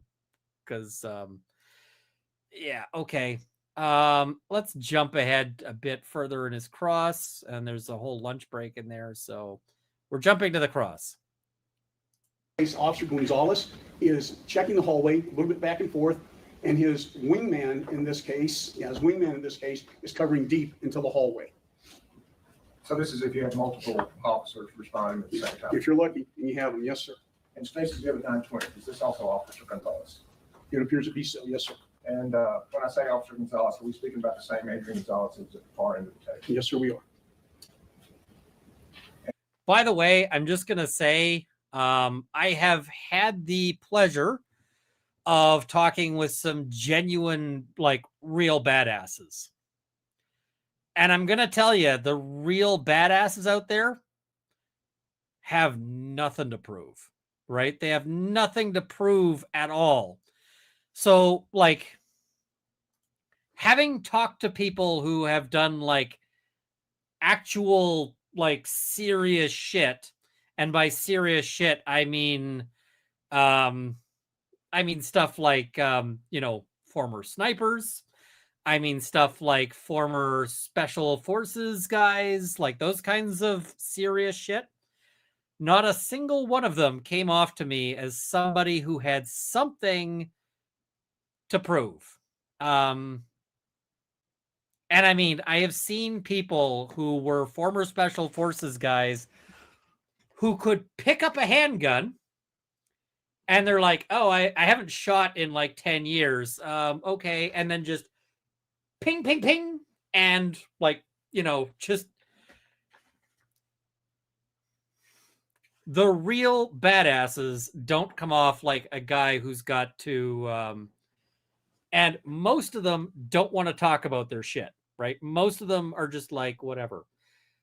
You are like, you might have something to worry about if you're talking to a guy who looks like a fucking accountant and might have a fursuit, right? Like it's some of these guys are some of the biggest badasses I have encountered don't look like badasses in the slightest, right? Some of them just like, some of them just look like they're the most boring, humans on the planet. So, and I saw this one. Where was that? What is that? Runkle, you've married my 3 passions tonight: LARPing, true crime, and less lethal rounds. You're my hero. Well, I mean, that's the way to be. I thought you told a story when you were dating. She ripped her trousers and you didn't know and just targeted her. Am I crazy? You're not wrong. But we weren't dating yet. This is when I met Mrs. Runkle. She ripped the ass open of her pants, and so she was, we were laser tagging, but like she'd ripped the ass of her pants open, but she was still out there like playing the laser tag, but she was crouched down so that you couldn't tell and you couldn't see that the ass of her pants was open. And so I just knew that she was like crouching down. And so I just kept circling by and shooting her because why not? Free points. And that was part of how we got talking. So, yeah, but for her having like, ripped pants, we might not have actually met. Okay, carrying on here. And when was this course taken? If I recall right, April 2018. I can check my notes again if you wish me to. That's the witness. Mr. Whitskool, my name is Nico Hood. I'm one of the lawyers that represents Mr. Gonzales. We've never met before, correct? That is correct, sir. Have you testified before? In what manner, sir? Here or? No, not in this trial. Well, as a police officer, yes, sir. Yeah. Have you ever testified as an expert before? No, sir. Okay. So this is the first time? Yes, sir. Okay. And so you understand cross-examination. I'm going to ask you questions. If you don't understand my question, then please ask me to repeat it, okay? I understand, sir. Okay. So you gave us some of your experience. You served 3 years. By the way, there's 2 purposes to introducing yourself like that. With the, if you don't understand my question, please ask me to repeat it. Sometimes you will get, sometimes you'll get a witness who, when they want to start being difficult, will start playing dumb, right? They'll start being like, I don't understand your question. Now, the thing is that I don't understand your question looks stupid, right? It makes the witness look bad if they start saying, I don't understand your question over and over and over again for questions that the jury clearly understands. Like if the jury gets it, they're going to judge the witness for not getting it. But the other thing that'll happen is you'll have some of these people who will go and they'll answer a question and then you get the answer. And then later you're like, but you just finished saying something stupid. And they'll be like, oh, I didn't understand the question. You're like, well, did you remember how I said, if you don't understand the question, you should ask me to clarify it? And they're like, yeah. It's like, so you didn't ask me to clarify it? Yeah. Okay. So you understood it just fine when you answered it. Yeah. But now that your answer is becoming a problem for you, now you don't understand the question. It's like, okay. All right. ASG, I don't think you broke any rules, so I think you're good. So, yeah. In SWAT with the Dallas PD. Yes, sir. And then you served our country in the Marines. In the Marine Corps, And yes. thank you for your service, by the way. And so you did, I think you said you used kind of your experience in embassy sweeping. Embassy clearing. Clearing, but you were sweeping a building. I'm sorry, I'm using a term of art, right? Understood. So embassy clearing to formulate this curriculum. Yes, sir. Right. And I think you alluded to it on direct examination. Your curriculum is, in your opinion, By the way, if this guy was doing embassy clearing work, he probably is also fairly badass. And what I mean by that is that, like, you know, embassy clearing work is not something they're going to give to just anybody. But this guy is a bit of a, I don't want to say he's a braggart. This guy is a marketer, right? This guy's lived his entire life selling his course, right? This guy has, you know, gone through for a while, and he's been selling his course, and he's still kind of selling his course, right? So that's why he's talking like that, is that he's basically going, buy my course, even though he's retired. That's, you know, I don't want to say this guy is, you know, but the airsoft thing I am going to judge him about, because airsoft doesn't hurt that much. Like, come on. A proper way to handle active shooting or some type of involvement tactics with these officers that you're. Yeah, Ian Whiffen for active pew-pew situations. 100%. That's a great comparison. So, yeah. He has learned how to grift. Lessons Runkle needs. You're not wrong. You're not wrong. Training, correct? Yes, sir. And you said it on direct that other experts may have different opinions and different curriculums. That is correct. Your curriculum is just one way of doing it. One of perhaps many. Perhaps, yes, one of many ways of doing it, correct? One of perhaps many. Well, shit, if there's many ways to do it, then Buddy can't be convicted of that. So, what is it? Knowing a lot of Marines, he's not nothing, but he's not special forces either. Yeah, but if they are doing embassy clearing, he's not just ranked, like, he's not just Joe off the shelf, if that makes sense.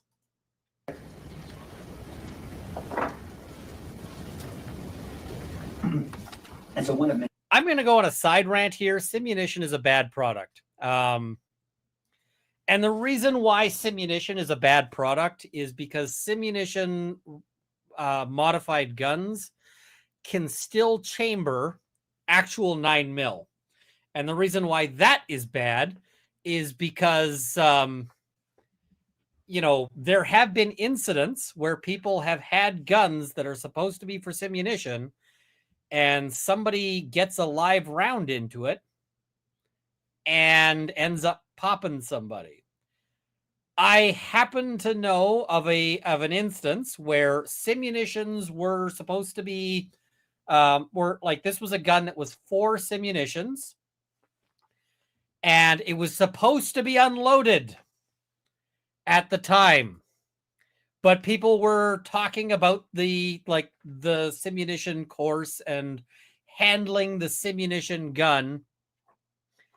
And somehow a live round of 9mm made it in there and blew somebody's hat off their head.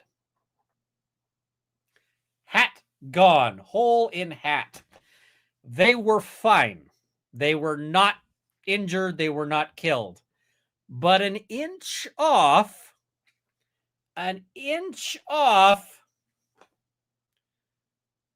would have popped a hole in the person's dome. So that's why Simunition is not great. There are other products that do the same thing that do not chamber, where when the gun is configured for it, they will not chamber a standard round, and so you cannot put a 9mm into it. And yeah, the official CADAS says Runkle, I've trained with Simunitions a lot, and the safety protocol is paramount, but it's my opinion as an assistance tactical firearms instructor that they're freaking awesome. Have you looked at some of the competitor products, though? Have you looked at different, some of the other Simunition-like products out there? I'm blanking on the names. They actually mentioned them in this proceeding, but yeah. And so I want to talk about that because you're testifying that Mr. Gonzales took one of your courses, correct? Sorry, when I refreshed, it got shut off. Courses from me. Active shooter was just one of them. When you say multiple courses, as in two? He took basic SWAT, advanced SWAT, hostage rescue, active shooter. Okay, so 4. Yes, sir. Okay, and are they all 40 hours? No, sir. All the hostage rescues were 60 plus. 60 plus on hostage rescue. Okay. Yes, sir. But on active shooter, it's a 40 hours. It's only 40 hours. Okay. And you say only 40 hours in all fairness, because if you heard the term the 10,000 hour rule to be an expert in anything? Yes, sir. We have another saying, 5 minutes to dress like one, 5 years to be one. That's right. Okay, say that again, because I might use it later. 5 minutes to dress like one, 5 years to be one. Fair enough. I do like the line. That's a good line. 5 minutes to look like one, dress like one, but 5 years to be one. And so that kind of coincides with this 10,000 hour rule, right? Yes, sir. Give or take. And so you use some phrases and they're general terms, concepts of. All right, we're going to jump ahead a little bit here.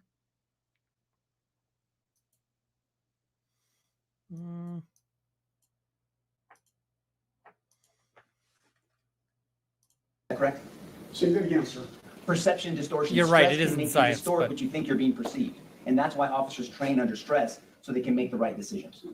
That is correct. Okay. And there's also time distortion. Under stress, something that took, 5 minutes may seem like 3 seconds to me or 5 seconds. Yes, sir. Okay. These are just general concepts, by the way. Yes, sir. Okay, so when someone is coming into a course, is it fair to say that you make an assessment of the people before they go into your course? Muzzle discipline. That is what, sir. Yes, sir. The first day, Yes, that sir. slide that you showed just a moment ago, all right, and I talked about doing the groucho. That is what that is for. Learning to move and shoot. The stress is in the class already. I'm not standing there yelling and screaming at officers. We don't need to do that, Sure. all right? But you're making an assessment of the officers because you're going to be working, even though you're just using not real weapons, right? They're soft weapons. They're soft, but still, you fight like you train. You've heard that term, right? That is correct. And so, He got it backwards. It's you train like you fight, right? It's not you fight like you train. It's train like you fight. And what does train like you fight mean? It means like if you're going to go do a course, you should do it like, and you're practicing in order to actually use that in some sort of combat scenario, like, policing or whatever, that you should do it like in your plates and in your gear and in your stuff and, all of that stuff, right? And so like if you're practicing for, if you're practicing for concealed carry, right? It makes sense that instead of, concealed, if you're practicing shooting to get better at your concealed carry gun, you should practice with your concealed carry gun and not like some race gun, like not like some great kitted out, whatever. So, yeah. and you're trying to do muscle memory and condition yourself. So you're looking at muzzle control. Can I sweep you, Greg? No. Okay. So if you're going to see if officers are doing this kind of stuff, or if they're not controlling, having discipline of the muzzle, whether it's a rifle, a long rifle, or a handgun, you're assessing them. You're assessing their grip, how they're holding. You're assessing whether their hand is a combat grip. And a lot of people, nobody shoots like this anymore, right? Teacup and saucer. I can't see what Well, I don't like to even point a fake gun at people. So it's like this. No one does this anymore, right? No, they shouldn't. And remember, people used to do the Weaver in the old days, Weaver and the sausage. and now it's more a sausage where you're squared up, right? And so you're Okay, so he's talking about different grips for a gun. And so let's imagine this hot sauce is a grip, right? And so the first one he talks about, and this is very much out of favor, is the teacup grip.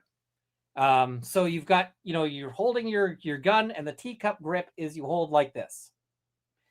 Why is this bad? Well, for two reasons. One, you've actually got very little recoil and very little control in this grip. It's actually a very unstable grip. So that is a bad thing. The second thing that is bad about the teacup grip is that in the event that you have some sort of catastrophic failure of the firearm, one of the ways that a handgun will catastrophically fail is it may blow up and shoot things out of it. And when it does that, often what will happen if it's blowing up is it will shoot the magazine out of the bottom of the gun, like out of the mag well, at speed. And so if you are teacupping and your gun decides it's going to explode and fire that magazine out, you are going to get fucked up. So a grip where you are not teacupping and having your hand in the path of the magazine getting blown out of the gun is a good thing. I see. How often does that happen? Not often, but you still don't want it to be, You still don't want it to be the case. So let's talk about other grips. You get the Weaver grip, and the Weaver grip is kind of interesting because you have your arms kind of a little bent, and basically you are pushing out with your strong hand and pulling in with your weak hand, right? So you've got this tension between your two hands that, so your arms are a little bent and you've got that tension where you're pushing and you're pulling. You've got your Weaver stance. And that is better. It gives you more stability than a teacup, but it's not good. It's not your best option. Your best option, and the Weaver stance, you've got one leg back. So I can't show you my legs here. You've got one leg back and one leg forward, and you're sort of canted towards the thing. Weaver is not the preferred thing, but Weaver isn't bad. It works, right? However, the preferred one now is isosceles. And isosceles, you want your body sort of squared up towards the target, and then you want both arms extended out at straight arms. You lean forward a bit, and and then you sight down that. It is more stable. It's easier to hold an isosceles stance for an extended time than the Weaver stance because you're not doing the tension. You're not sort of doing that push-pull thing. And so isosceles is generally considered superior to Weaver. What is it? Paul Harrell didn't use isosceles. Yeah, Paul Harrell got trained on Weaver, I'm sure, because he's older. And Weaver works for him. And the other thing is, like, if you're out at the shooting range and you try isosceles and you try Weaver and you've put 5,000 rounds down with each, and you decide Weaver is the better stance for you, shoot Weaver. All right. There are some other stances that people sometimes use. There is what is often called point shooting, or I've heard punch shooting, which it's a one-handed method of shooting, and you take the gun and you just sort of point it and shoot. And the reason, what that's for when people are training for that is they're training for defensive shooting. It's trained to be real fast because somebody drawing and squaring up takes a moment, but the people who are practicing that just go and shoot real fast, right? And sometimes people will shoot with that using this finger to pull the trigger. And so the way they will do it sometimes is they will point with their finger and then pull the trigger with their middle finger. It's a weird manner of shooting. I've never found it to be all that useful for me, but some people do it, and maybe I just haven't practiced enough. The other one that is very useful in some situations is this. Here, I got to stand up a little bit more. What you do is you take the gun, you hold it here, and you have your other hand out here to block, to punch, to push, but you keep the gun here and you just sort of point, and that's used for shooting when you are shooting at that's used for shooting when you're shooting at distances of 7 feet, very close in. And the reason why you would do that is to make it very difficult for somebody to grab your gun or to, whatever, because the gun is at your hip, right? So that's a different kind of stance. So yeah. All right. Oh yes, there's the center action relock or center axis relock. It is dumb, and but it's showy, which is why they have Keanu Reeves doing it. Yeah, the Turkish guy is taking an Olympic stance. That's Olympic shooting. So, all right. Yeah, I just wanted to talk a little bit about the stance discussion because I thought that was interesting that they have it here. It's also really interesting where they have the defense lawyer is like, all right, let's talk about all of this. Vez, we could make a range trip on that as part of the adventures there. All right. Let us continue on. assessing all those things on people before you start this course, because you're going to take them further into tactics, right? That is correct. And so that's what we saw on State's Exhibit. What grip do they usually, what stance do they usually use in TV shows? Hollywood moron.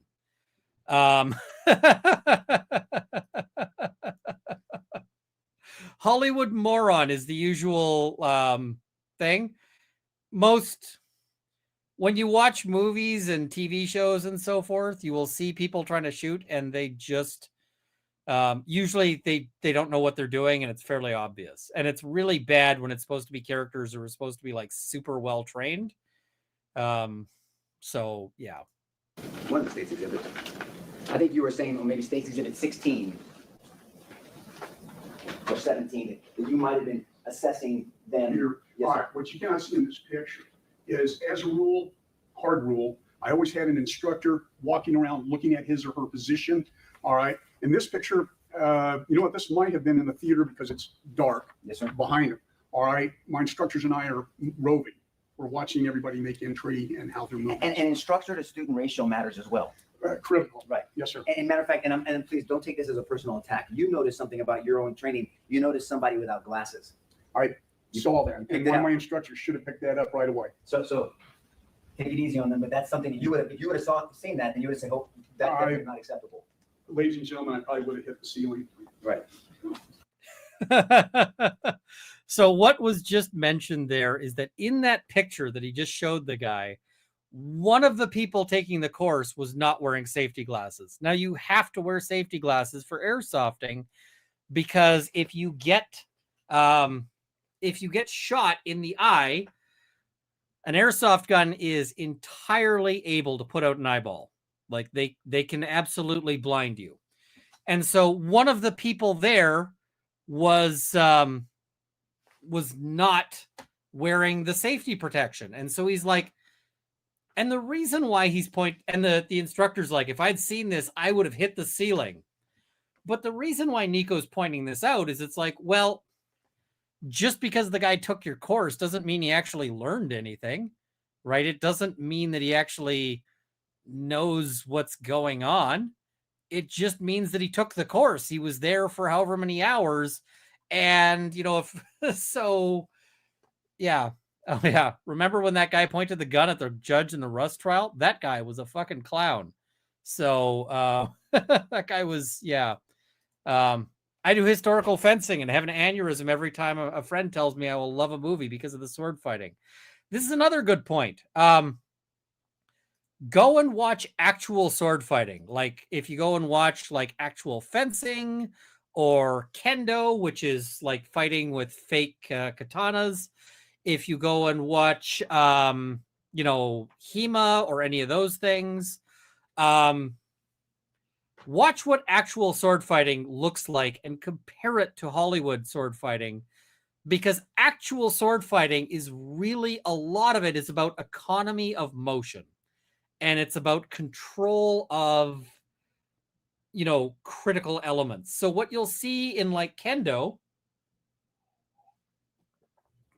where I need to, I was eating some Chinese food in here, so I've got chopsticks still. So kendo, you will see, and kendo is fake katanas, right? You use wooden swords for it. But you'll see people and they'll just sit there smacking each other's sword tips. And the reason why they're doing that is because the center point is basically a position of strength and of control. And you're trying to knock the other person out of that, thing. And then when they move, they just move like whack and it's done, right? Like you just see, and sometimes you can just see, like sometimes you can barely see the actual movement of the fighting. So a friend of mine was doing kendo and he got paired with a much better sword fighter who had a bye. And what a bye means is that person was passed for that round of the tournament. Like they were automatically going to move on, but because it's a bye, you're still required to run a match But, you know, regardless of win or lose, you still move on, but you have a match typically with somebody of much less, you know, strength and ability. And, you know, and it's just so that you are a little tired and so forth, you know, when it goes on. So this guy gets paired, and this guy is like a newbie. My friend was like a newbie. And he gets paired with a guy who is like, you know, way up there, right? And so they're there. He's what, you know, there he's standing up. He's trying to, you know, and he got volunteered for this because his teacher was like, it'll be good for you to fight somebody way above your skill level. And that guy goes and uses a move that you're only supposed to use on people with a sufficient degree of training, which my friend did not have. And that is the throat lunge. One of the allowable moves in kendo is you spear the dude in the neck. And so they were sitting there, they're doing like and then the next thing I see is my friend fly off his feet and onto his ass.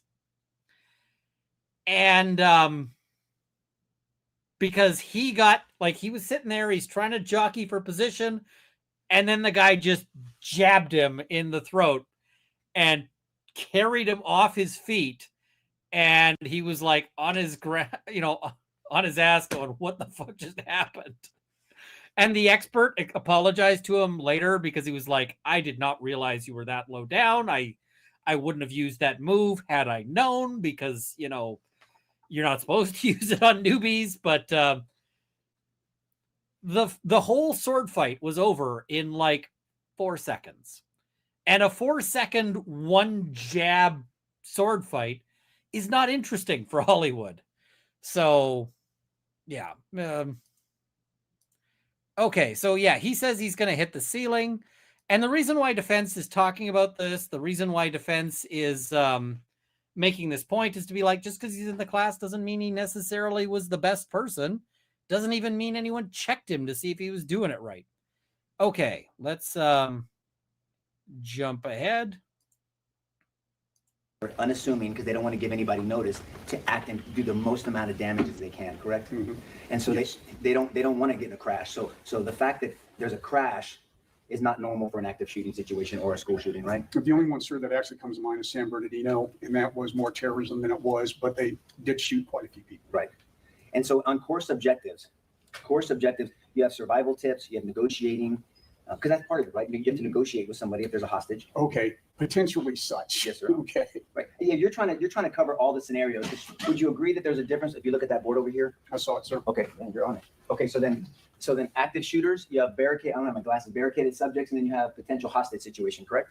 Yes, sir. Okay, and all those can stem from what you think is an active shooter initially, right? It can initially start as an active shooter. That would be correct. It says on negotiating overview. Should the suspect or suspects barricade themselves and or take hostages, the first responders must be trained to de-escalate and control the situation through clear and concise negotiations. It is called first responder negotiations, and I recommend all police officers take that course. Okay.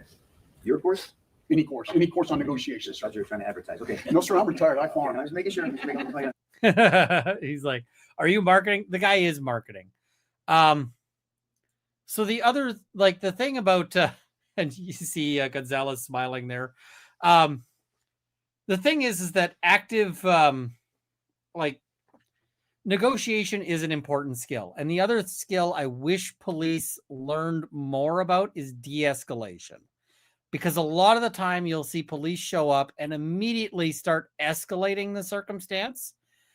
And I'm like, why? Why are you doing that? Because, you know, you're just making things so much worse. Why? So, like, negotiation in most of these circumstances is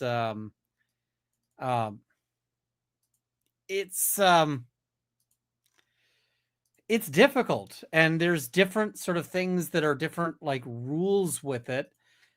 Because there's a lot of aspects of, like, negotiation where you can make things go wrong in various ways.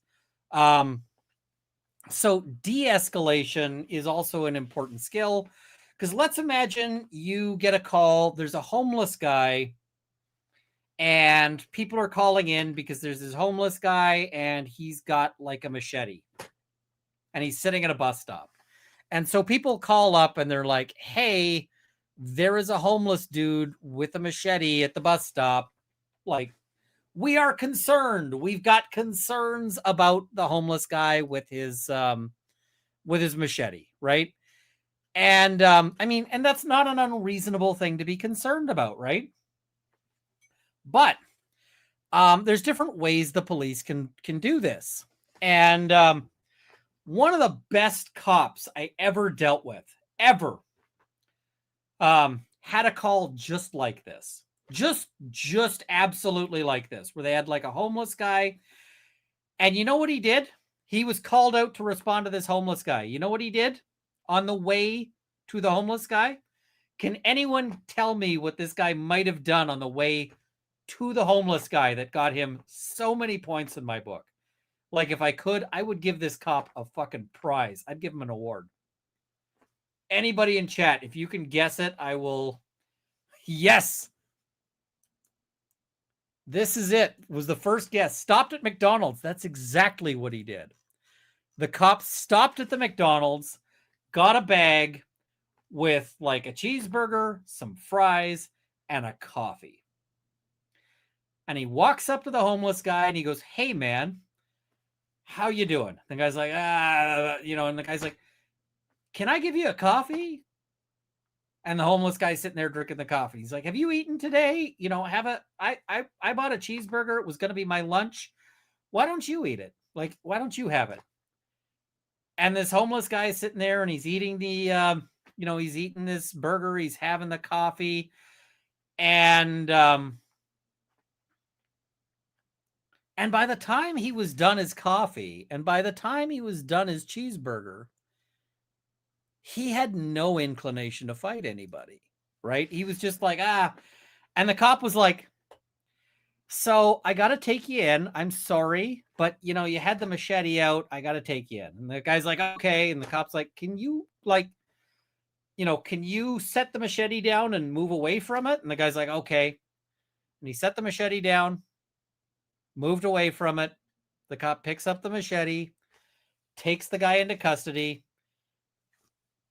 dings him for possession of a weapon for purposes dangerous to the public peace. He didn't have to charge him. And I'm like, maybe he should have just taken the machete and sent this guy on his way. But I get that the cop, made his choices and whatever else. But the thing is that it wasn't a fight. There was no physical force used, right? It was just have a coffee, have some food. And the guy just chilled out. Like, he was just mellow after that. I talked to an ambulance driver, and the ambulance driver carries a pack of cigarettes. He doesn't smoke, but he carries a pack of cigarettes. And the reason why he carries the pack of cigarettes, even though he doesn't smoke, is because he finds that when you're dealing with somebody who's mentally ill and whatever else, going, do you want to smoke? Yeah, they want to smoke. Homeless folks smoke like you wouldn't believe. And they're sitting there, they're smoking. And by the time they're done their cigarette, they're way more mellow. And it's really hard for them to get angry and upset when they're holding a cigarette, right? And they don't want to get into a fight when they're holding a cigarette, because you're holding the cigarette, right? They're the homeless guy. They're holding this cigarette. They don't want to get into a fight. They're going to lose the cigarette. And, it's like, so they don't want to get into a fight. So absolutely, right? And plus, if they're thinking of like who they're pissed off at in the universe, this is a very good point. When they're like, what are my grievances with the universe? Who do I hate today? The guy who just gave them a cigarette is way down the list, right? Like, is not on the list of, you're on the list of people they like. So these are the kinds of things that I think are important to teach, but police will often encounter situations where they have to do some hostage negotiation, and they may not actually have a hostage negotiation, like a hostage negotiator handy. Example, let's say they roll up on a domestic call. Wife calls, says, my husband's been, trying to knock my teeth out. They show up, they come in the door, husband has barricaded the door, and the wife is inside. Well, you really want to talk this guy out of the door, out of there, and, so being able to do that, having the techniques to do that is absolutely helpful. So, like, de-escalation should absolutely be a thing. Okay. And because of the different terrain, we feel officers need to train in these locations, in the actual location of a school, churches, movie theaters, strip malls. That's always the optimal position, is to train in the actual location, right? That is our curriculum. Yes, sir. And sir, please understand, ladies and gentlemen, I am not, even now, I'm not allowed to disrespect, show anger, or say my training's better about somebody else's training. Please understand that. I do. All right. He's like, I really want to say everyone else sucks balls, but they won't let me say they suck. So I can't. So Grossman, by the way, is this guy who he is terrible. He is one of the worst things to happen to society, not just, this. So Grossman has two things that he does. Grossman, the first thing he does is he is really against video games. And he put out a bunch of stuff saying video games teach people to kill.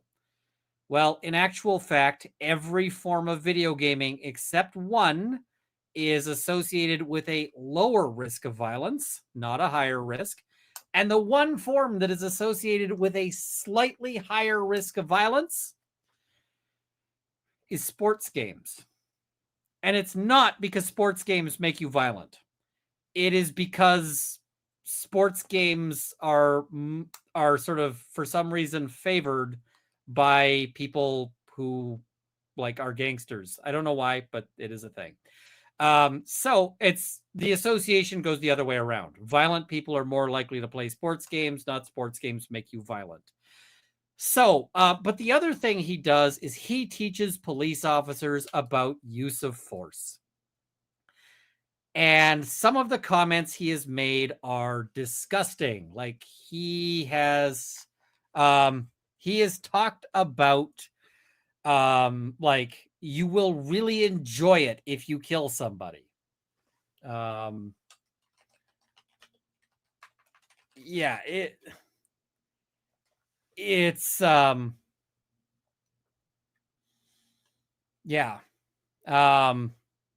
really bad. So the what is it? Grossman is the author of a quote where he heads a company called Killology Research Group. And he said that one of the perks of being a police officer is that if you shoot a suspect afterwards, you can go home and have the best sex of your life. He literally is like, killing some rando is gonna get you a boner. Yeah. And that goes into a lot of police training. And I see people going, what the hell? I am not even joking. I am not kidding. He is it's fucked up. I felt that we had to train on all these other locations.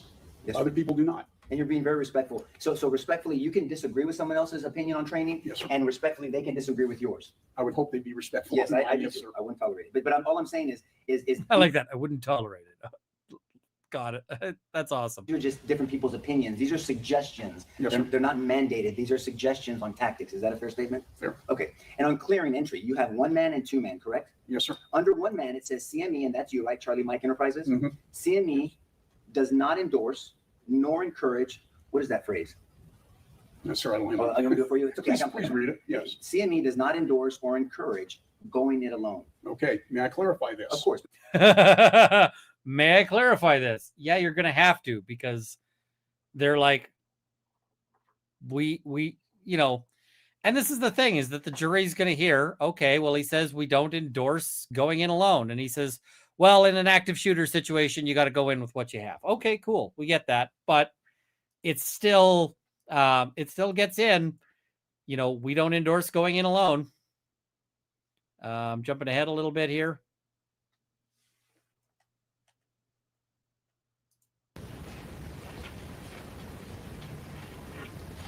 And I think you said on direct examination, we talked about it, but I want to talk about something specifically you said on direct.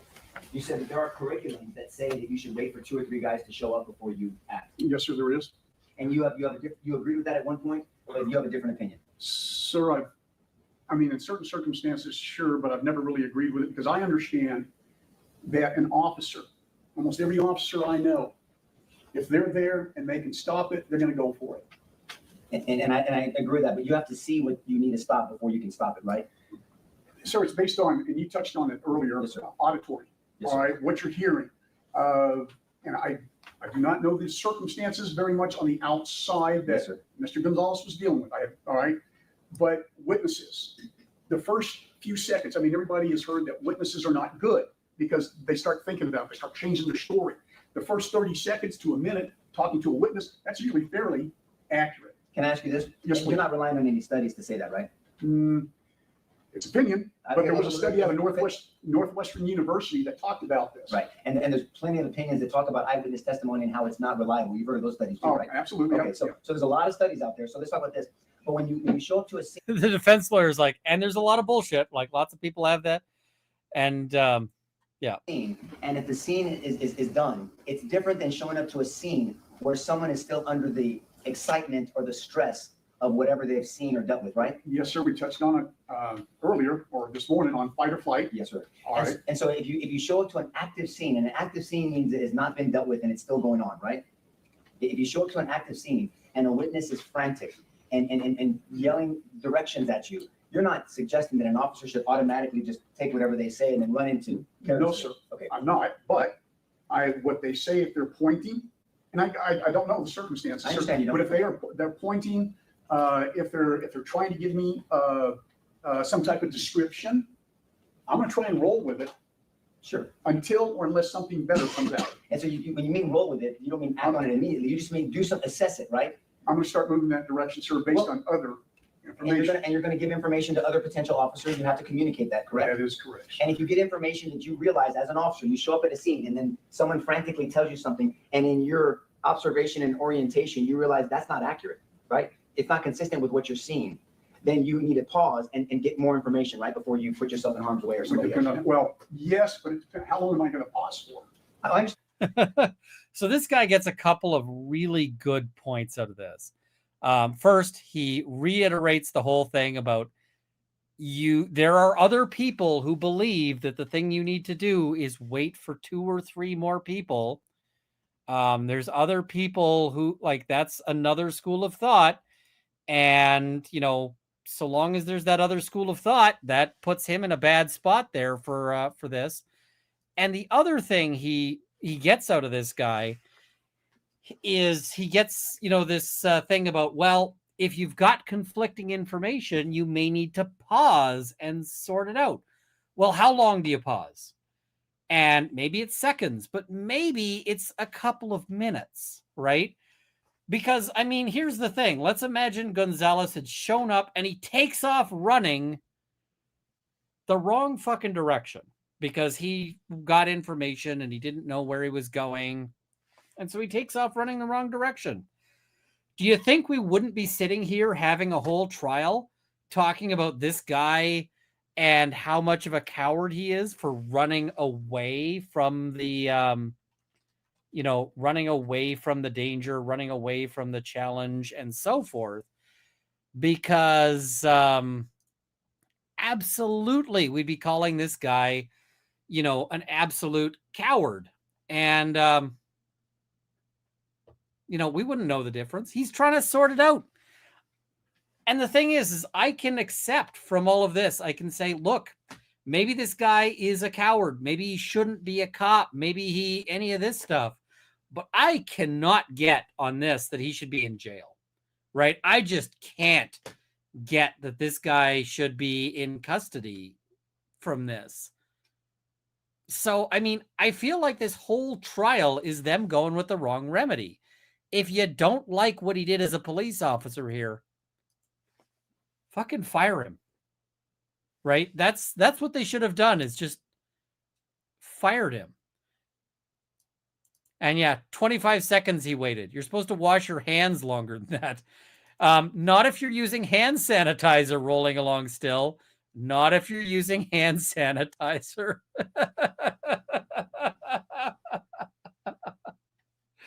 Oh, I laugh because it's fucking horrible. But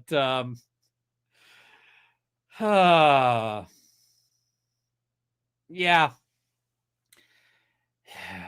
Yeah. Okay, let's jump past this guy on to our next witness, because yeah. All right. Here we go. Around elementary. And how long had you been working at Robb Elementary as of May of 2022? Since we had the reconstruction, so I want to say about 8 years. Okay, so this is another witness to say it is really awful that people got shot. And I agree. It is really awful that people got shot. But we don't need to hear from another witness for that. Next up, we have her. She is a police officer. She is another school resource officer. She was at the school, like Robb Elementary, in the morning, but she'd left. And so she wasn't there. And there was nothing wrong with her having left. Like, she wasn't scheduled to be there for the day. She just kind of did a walkthrough and then left. And then she came back afterwards. But she has a few things to say that I wanted to highlight. If I understand correctly, you went to Uvalde Police Department first. Was that a full-time or part-time job? That was full-time. And what did you do? I was a full-time peace officer. And what were your duties? Enforcing traffic laws, investigating crimes, maintaining the peace, things like that. Maintaining the peace? Yes, sir. Did that require making arrests? Yes, sir. Putting handcuffs on people? Yes, sir. And from there, you decided to apply at the school district police department? Yes, sir. What caused that change? Just where I was at in life, I had a lot of other things going on in my personal life, and I felt like I needed just a change of pace. Okay. And was this a change of pace? Yes, sir. So you went to work for the school district police department? Yes, sir. And how many people were at the police department when you went to work for them? I believe there was 5 of us. And can you name who they were and the rank? Yes, sir. My chief of police was Chief Adrian. My lieutenant was Lieutenant Hernandez. Then I had a co-worker, Officer Ruiz, Officer Flores, Officer Gonzales, and myself. And so you named 3 ranks, is that correct? 2. There's a police chief, Yes, and then there was just a lieutenant. a lieutenant Yes, sir. below the police chief, It was, yes, sir. that rank? Yes, sir. And then what was the rank of the rest of you? Just peace officers, just school-based officers. And is rank important if you're being told to do something? Yes, sir. Tell us about that. Anytime you're given a directive from somebody who holds a higher position than you, you have to abide by what they're telling you. And you, What the fuck? Why is prosecution getting this information out of this witness? Because the prosecution's theory is that Gonzales shouldn't have left the building. And the defense's theory has been, well, he left the building because he was told by higher ranked officers that he should go out and call SWAT. And so prosecution is like, hey, you should totally, like, you have to obey somebody with higher rank. That's the defense's argument, prosecutor. Like, why are you making it? I started a goal for a Potter story. Potter is in my bad books today, and I will tell you why. I'll tell you why. So Yeah. But I was just stunned when the prosecutor got that out of his own witness. I'm like, that was a thing the defense wants out of them. So, okay. All right. Somewhat, it varied, just depending on where we were needed at most. Would you describe that for us? Yes, sir. So typically the high school, you would have more officers responding there just because you deal with a little bit more because the students are older. Secondly, you would have an officer assigned to the middle school. So that would be like the second tier. So you would have an officer designated at that school at all times as well. And how many middle schools were there? I believe just one. Okay. And how many officers were assigned to the high school? I believe 3. Yes, I believe 3. And then elementary schools, did they have officers assigned specifically? No, sir. How did y'all handle elementary schools? We would rotate. How Chief Adrian wanted us to do it was if we came in as the 7 to 3 o'clock person or 7 to 4 o'clock person, that officer would typically rotate to the elementary schools. And what does rotate to the elementary schools mean? You're making rounds, you're ensuring doors are locked, showing the administration in the main office that you're there, you're available if they need anything, and then if they give you the all clear that you're okay to go, you would move on to the next school. And you pretty much did that same rotation throughout this district. So one of y'all's duties was to make sure doors were locked? Yes, sir. And if doors weren't locked, what did you do? We bring it up to the administration and let them know. We address it to the teacher. You see what the prosecution is doing here? Do you see what he's up to? Gonna go back because I think some of you missed this. And then if they give you the all clear that you're okay to go, you would move on to the next school. And you pretty much did that same rotation throughout this district. So one of y'all's duties was to make sure doors were locked? Yes, sir. And if doors weren't locked, what did you do? We bring it up to the administration and let them know. We address it to the teacher.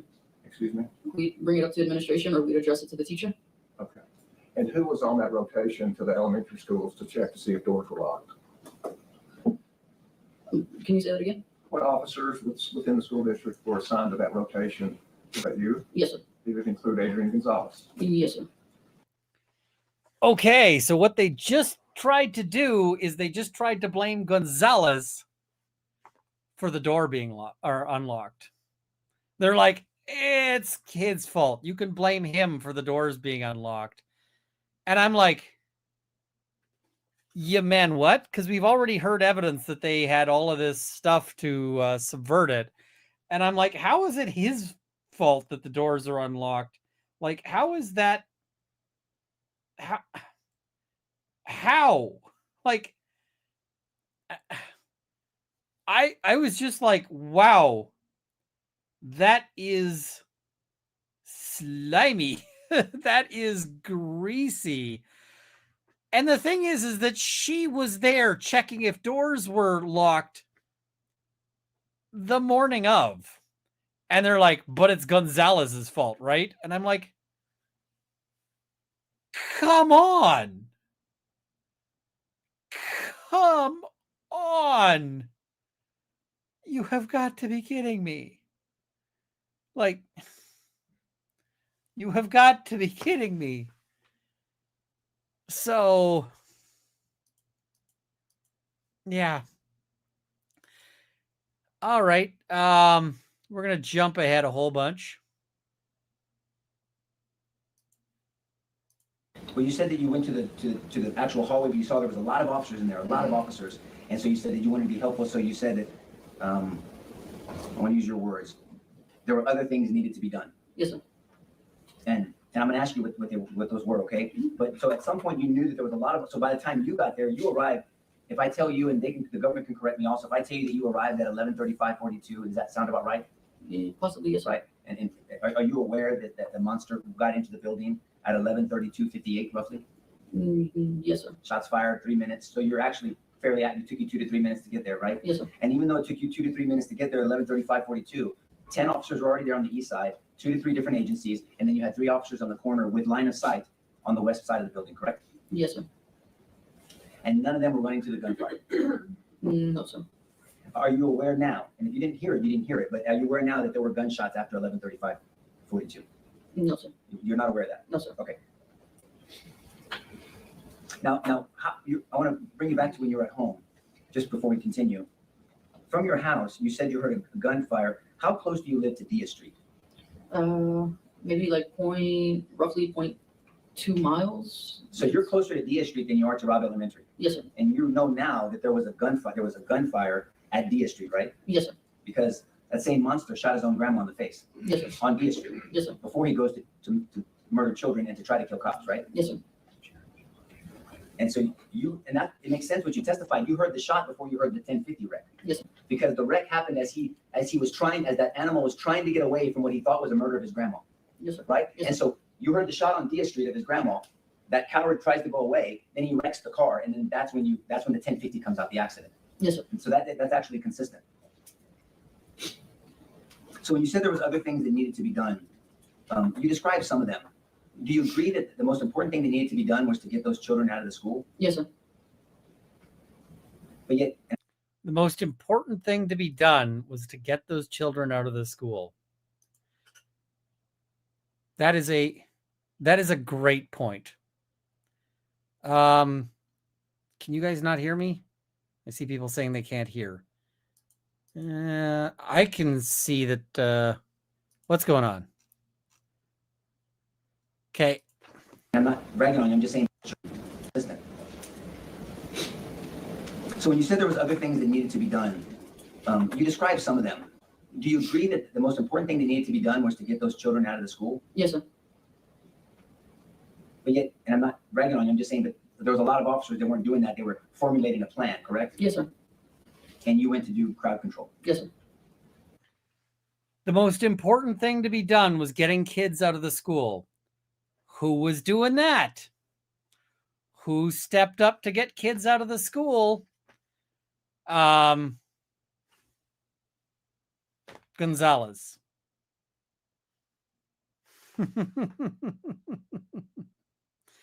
Okay, so we got one more witness. Let's see. That witness is And then there's 4 other screens, is that correct? Describe what those are.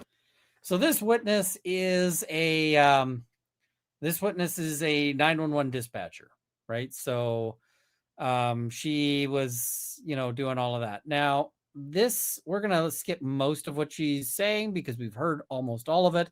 But there is one really interesting point that came out that I was like, all right. Because you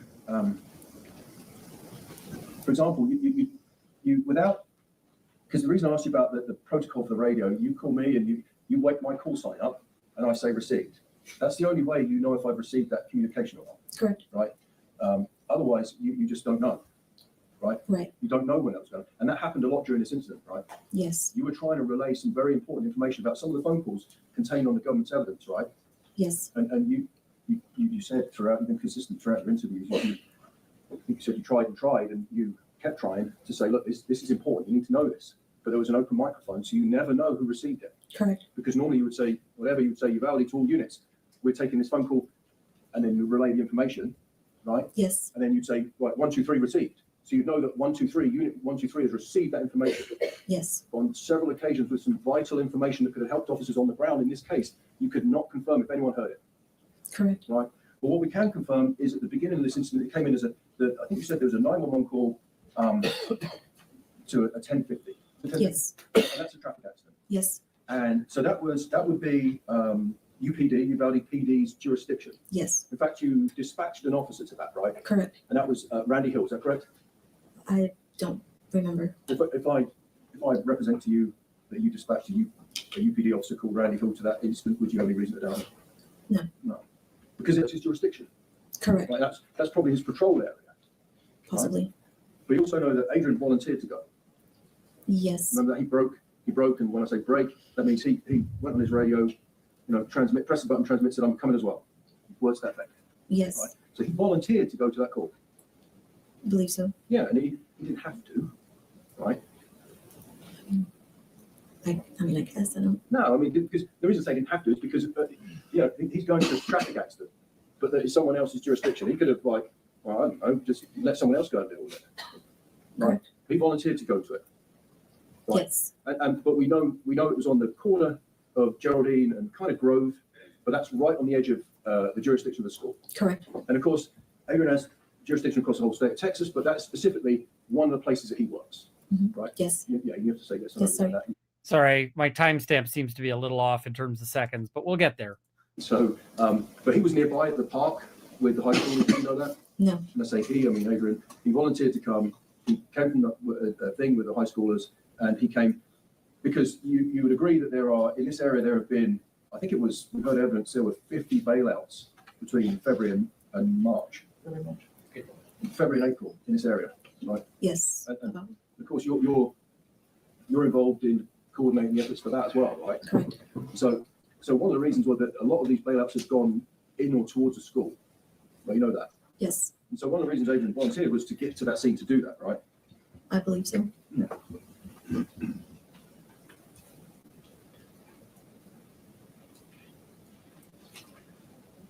And so I think we've spoken about communication problems that we experienced on the day. Are you also aware that, would you agree that, or were you aware that sometimes there were communication problems at the school with radios not breaking? Yes. And when I say radios not breaking, that's almost like sometimes, let me draw an analogy or like an example, right? Sometimes you're in a building and you can't use your cell phone. Correct. Because you don't got signal. Yes. And it's the same as that. Correct. So you're aware that sometimes in that school, around the environment of that school, officers couldn't break, they couldn't transmit. Not just in that school, but in all the schools in Uvalde. In all the schools? Yes. All right. So in all the schools in Uvalde, sometimes officers couldn't transmit. Correct. So they would have to go outside Yes. to transmit. Yes. Right. That's a common practice. Yes. So I'm allowed to walk around. So if I was in the school and I wanted to transmit to this. So what they're trying to get to is it was reasonable for him to step outside in order to make that, call to get SWAT out. So, yeah. Batch, I would have to go outside and then radio. Yes. Because I've got to get, for some reason, you've got to get away from the building in order to communicate with the dispatch. Correct. To give you vital information. Yes. And also to receive vital information. Yes. Because if I can't break, I can't receive. Sometimes. And then were you also aware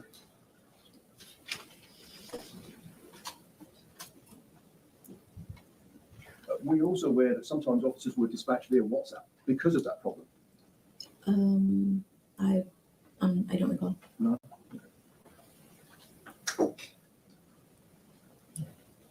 Did you catch that? Did you catch that one? This was such a problem that they were sometimes having to dispatch people with WhatsApp.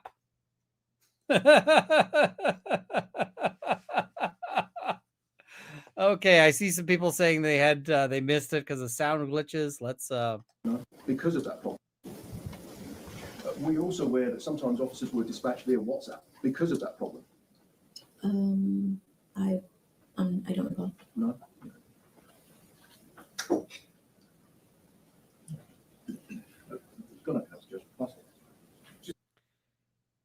Yeah. That's not good. That's very much not good. Not good at all.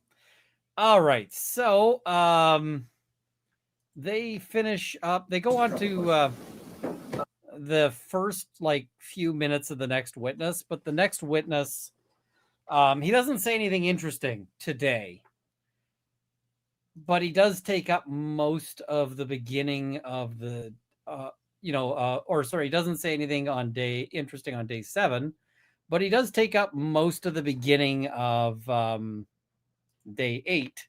So we're going to jump to that. And I got to fiddle the audio. We're going to take it up to 400% because that's just how this trial is going. It's filmed from a potato that is at the bottom of the ocean. And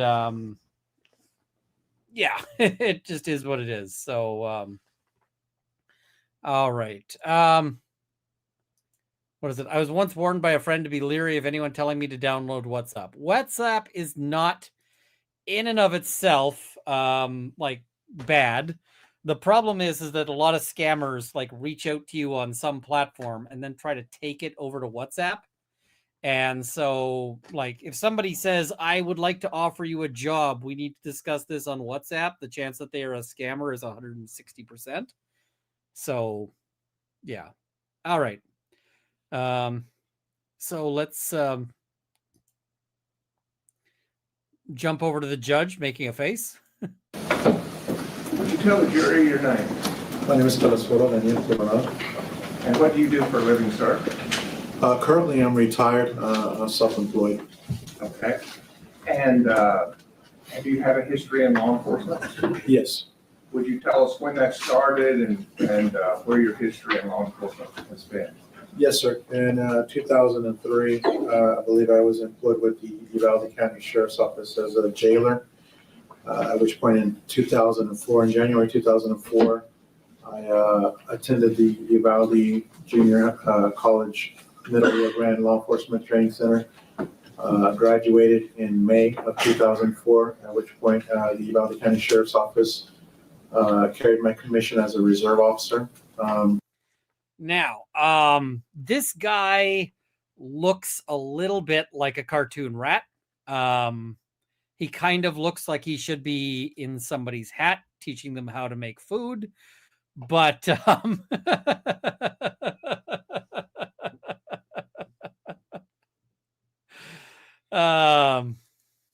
yeah, he's former law enforcement. He was law enforcement at the time. So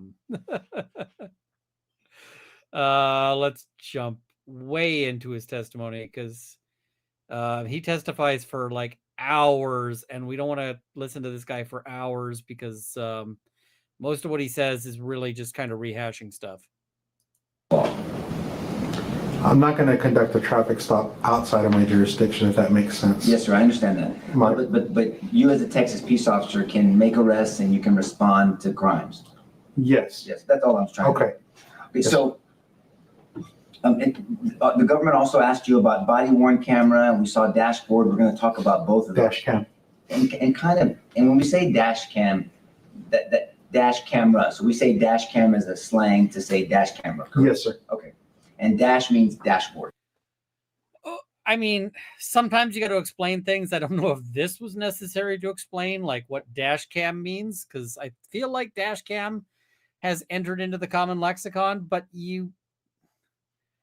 I say that, but then at the same time, I have had a judge interrupt a trial that we had going on, and the judge interrupted the trial to say, counsel, can you tell us what, and it was something really simple. It was like Snapchat. It was Snapchat.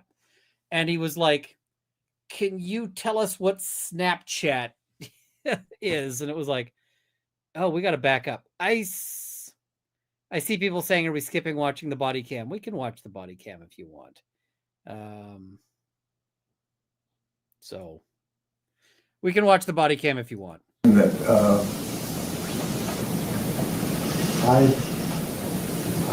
can't make an accurate, I can't see the two individuals right now. They're kind of small. Yes, sir. Okay. If you go ahead and go. Thank you. You might be in that building! Okay. Stop. So did you see them? Yes, sir, I did. And so now the cars that we just saw, where were these two men? They were in front of, or I'm sorry, next to the south entrance of that building. Okay. Between the cars and the south. Yes, sir. Okay, thank you. Okay, you've only just saying that he's possibly in the building on the. No, possibly in the building. Oh shit, shots fired! Get inside! Go, go, go! Laying on the street. One female shot in the head. I'm sorry to interrupt there, but that's kind of an odd dispatch that comes to you. I thought so too, yes, sir. A female shot in the head on D Street. Yes, sir. But that comes in after you've already made your trip around the elementary school and just before you're going in. Yes, sir. South entrance. And is that the first time you'd heard that? Yes, sir. Okay. I did not. Birdman Girl. Shots fired inside the building, man! Which building?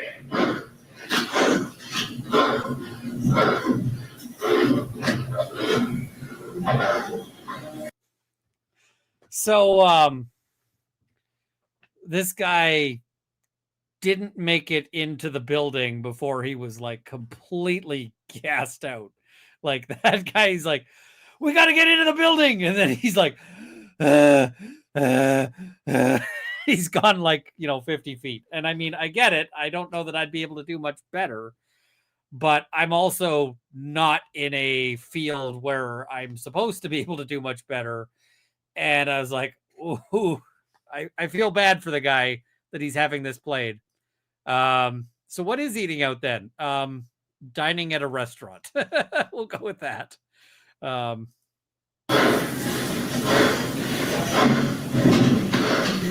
Oh yes, people did mention this. I said the only person that 100% would go in and save everyone is Runkle. Kidding, not kidding. Lots of agreement. I mean, I like to think I would. I don't know because I've never been in the situation. I mean, and it's also possible I might have gone in and got shot in the head, but I'd be okay with that if it makes sense. Earlier in your testimony, you said that it was dark. Yes, sir. Does it appear that there are lights Birdman on? Girl, thank you. I appreciate it. I don't know if those are lights or skylights. Okay. But is this the condition that you saw the hallway in? Yes, sir. Could you see other officers? I could see other officers in front of me. Yes, sir. Thank you.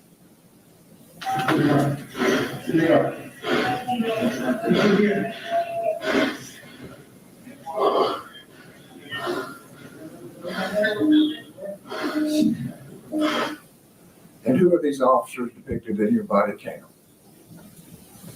I believe Adrian, Gonzales, and Chief Arroyo. So he believes that the people in front of him are Adrian Gonzales. So we're going to ding Adrian Gonzales for being, a coward when he's the guy in front, right? Like, oh, look, what a coward. He's ahead of this dude. All right. I see Paula's imperfect plans. Thanks for what you do. Curious if you saw lawyer, interview with attorney Mark Iglarsh and Officer Scott Peterson from the Parkland shooting trial. I haven't. I saw that he did one, and I've been meaning to watch it. I've just been stupid busy, so I want to watch it. I haven't watched it yet. Just been real busy, so I might watch it over the weekend. Thank you.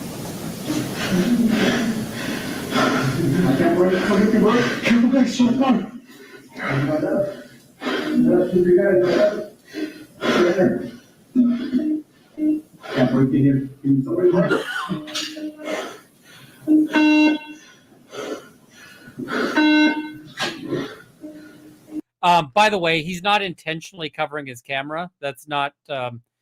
It's just that the camera is placed central on their chest, and so when he's reaching over to like mess with his mic or mess with his walkie, he's blocking the camera. So.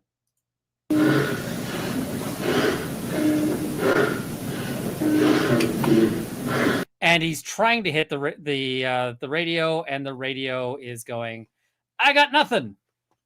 Got nothing. Sorry.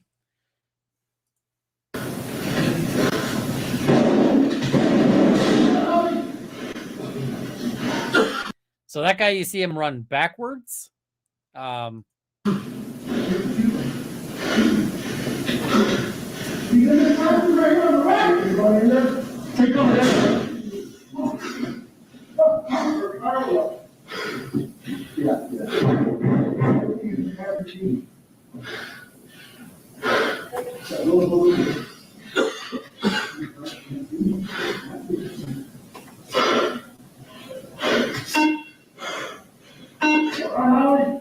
So he keeps trying to hit the mic. You can hear he's terrified.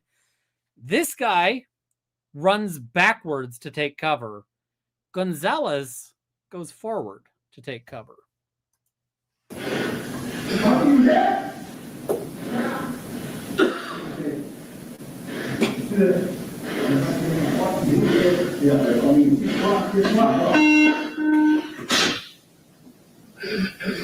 Did we just hear the words "get SWAT"? Get SWAT? Yes, sir.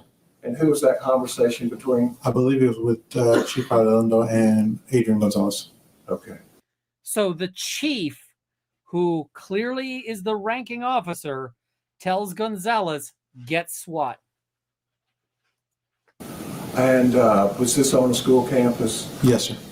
And it's because it's on a school campus, who had? Yeah, that's a good point. We will roll this.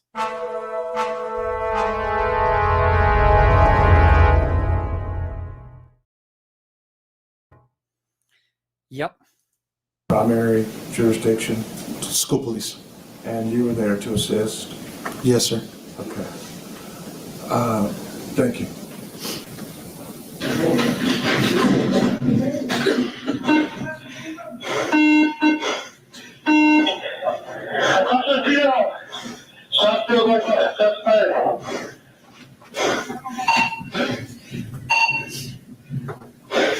So Gonzales is told to get SWAT. This dude makes it out of the building first. And I'm like, huh. Okay. All right. That's what's big right here. Everything right one. Stay right there, guys. Oh, you can take this officer. Was that east corner that you were talking about? Yes, sir. And was Adrian Gonzales at that east corner? He does get there. Yes, sir. Oh, he's not there at that point, but Right. he does get there. Yes, sir. I think we were trying to advise officers that were approaching where the shooter was possibly located. Thank you. And when we see Adrian Gonzales, just tell us to stop and we'll. Sure. Okay, guys. He's on inside this building. We have him contained. He's gonna be. What's this we? Okay. On the building on the west side of the property. Careful with the windows facing east. Right there. You see a window shut out right there? You gonna be in that room? And an officer outside said, see that window shot out there? He's going to be in that room. Yes, sir. Who was that? Adrian Gonzales. So he was aware. Oh, so who is providing useful information? Adrian Gonzales. Like every time they're asking who's doing something, it's Adrian Gonzales, and they're like, oh, well, that means he should go to jail. And I'm like, or that means that like he's out there doing stuff. Like maybe he's not perfect. Maybe there's all sorts of things we could say about what he ought to have done and so forth. But like, are we kidding? Okay. That defect in the window on down the road. I don't know about a defect, but we knew he was trying to advise officers where he was inside the building, more or less. Okay. Based on a window on that east side. I don't know if he saw anything in the window. I just know that that's what he was trying to. He was concerned. I get the sense that this dude is sympathetic to Adrian Gonzales, right? I get the sense that this guy is like Adrian Gonzales is being stitched up. He should not be in this. And yeah, I mean, but at this point, the prosecution has done a really good job of convincing me that Adrian Gonzales should not be convicted. And I'm like, how is it that the prosecution keeps doing that? With officers approaching is what was going on. And we're still looking at that east corner. Is Adrian Gonzales posted at that east corner? At this point, no. Okay. No subject with an AR. That's what you want to get in, man. All here. Officer shot.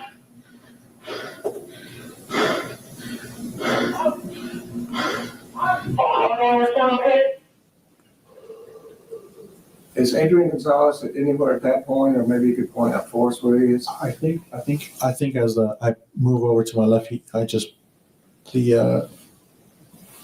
on the right of me, on the right side of me. I'm not sure. Did you see him as we were panning that? Can you rewind it? Yes, please. This guy is not trying to lose. The state is not trying to lose. The state is trying their best to. They're trying their best to win, and the prosecutor is very much like, I get the sense he's a true believer in this case. And tell us where you see him here. Yeah. Get in, man, all here. Officer shot.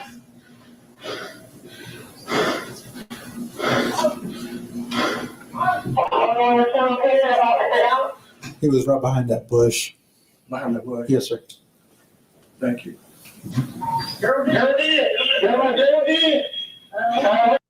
All right, so this guy's going to proceed to do not a whole lot interesting at this point.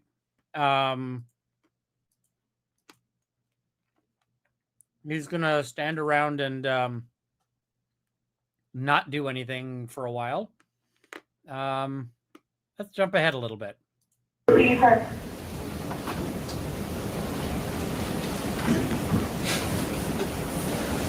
Were you able to recognize that? I don't know, sir. Okay. Next one.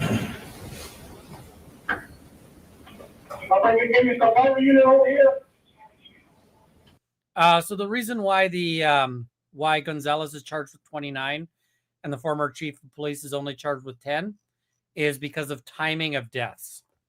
So basically they're saying Gonzales could have stopped all of the kids from being killed. Chief of police could have stopped 10 of them from being killed. So.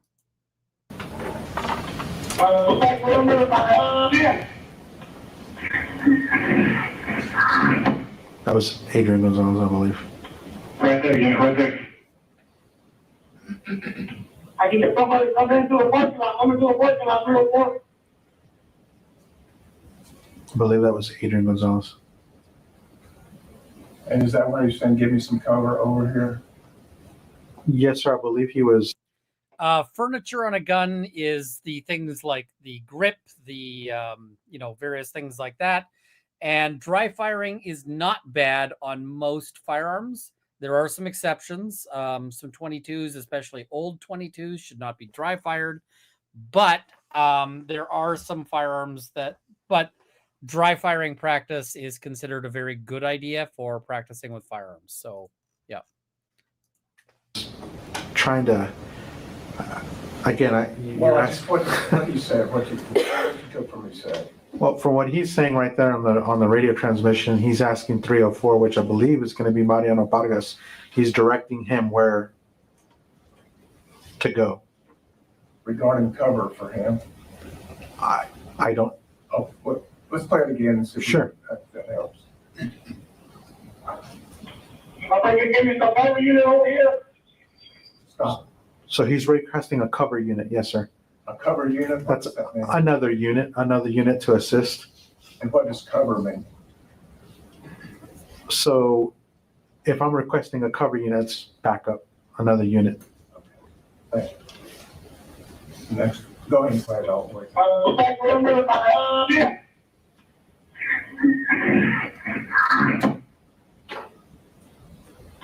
Right there, yeah, right there. I can get somebody come into a parking lot. I'm into a parking lot, 304.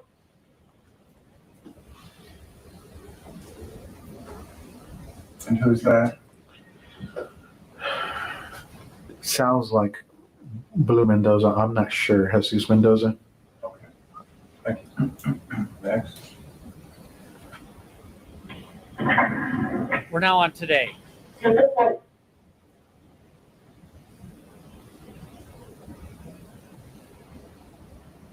You recognize that? When, on the statement where Adrian Gonzales is asking 304 for cover, Mm-hmm. did that happen before y'all went in the building or after?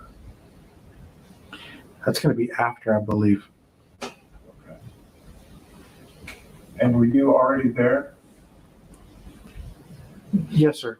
If you, do you want me to answer that? Yes, please. So most of the radio traffic that you're playing is after we already went inside and then came out, and we're trying to direct individuals to where the incident's happening. It's unclear whether they know or not, but we're advising responding officers. And if you're on the jury right now, you have got to be sitting there wondering, why is Gonzales on trial and this guy isn't?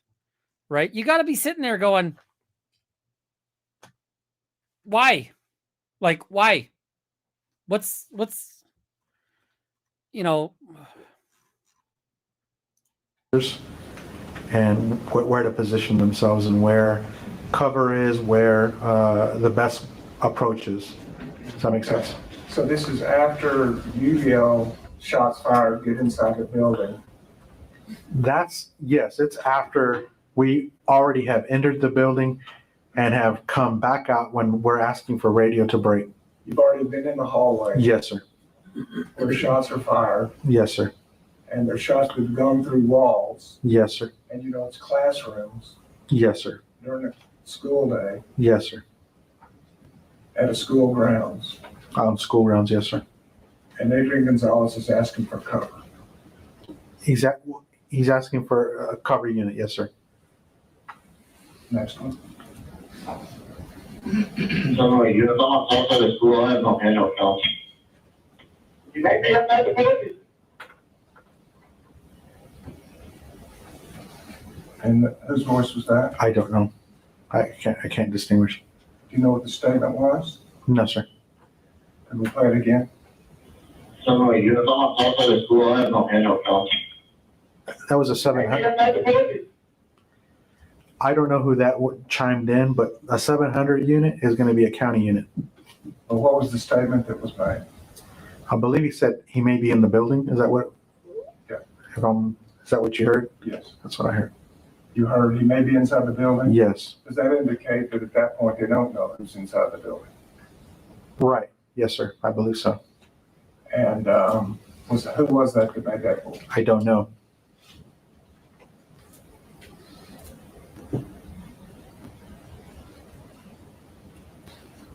And the next one.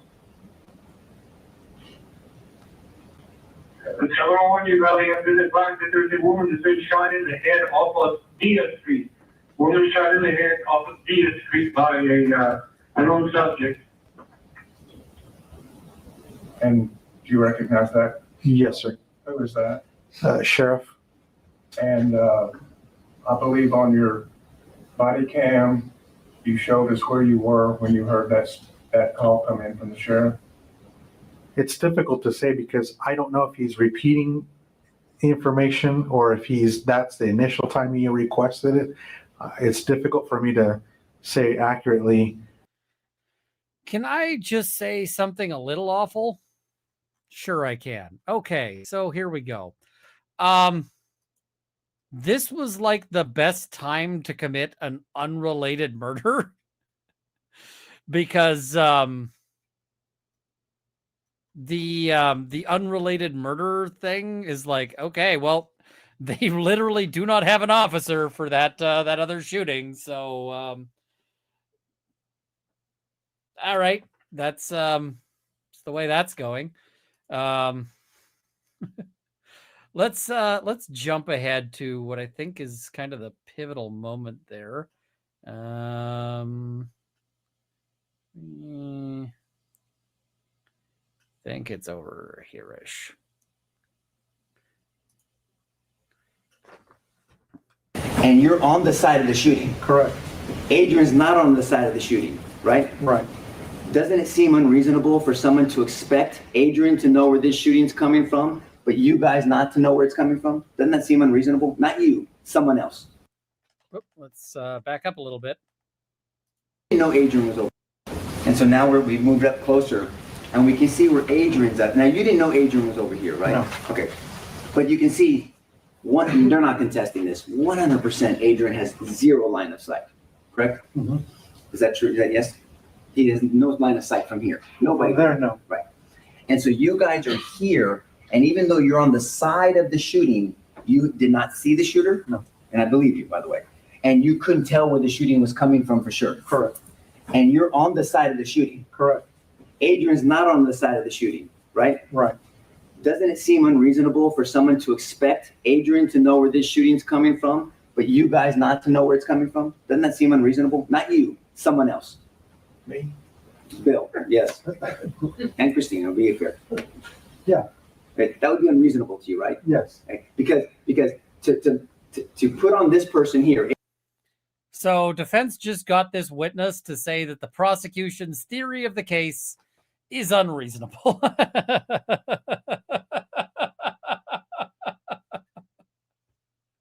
Once again, the prosecution calls a witness who shows up and is like, yeah, this guy should be acquitted.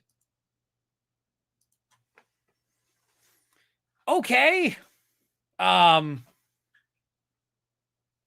Yeah. The prosecutor is smiling out of awkwardness. Goss is smiling because he's like, oh, this is good. Adrian, by sound, with no line of sight and no opportunity nor ability to know exactly where this shooting's coming from and to run to the shooting, but 3 officers, again, with potential line of sight, Right. one of them having them on the side of the shooting. They did not run to the shooting, but ignore them and focus on that. That doesn't seem reasonable, does it? No.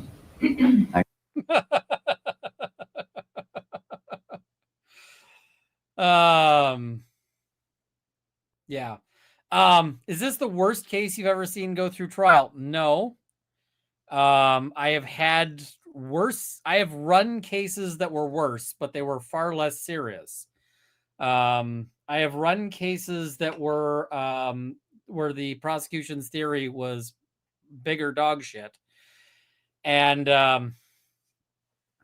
as an example, without giving too many details, because if I tell you what the case was about, it's too specific. So I had a case where the prosecutor was like, I think they wanted like 2 years in jail.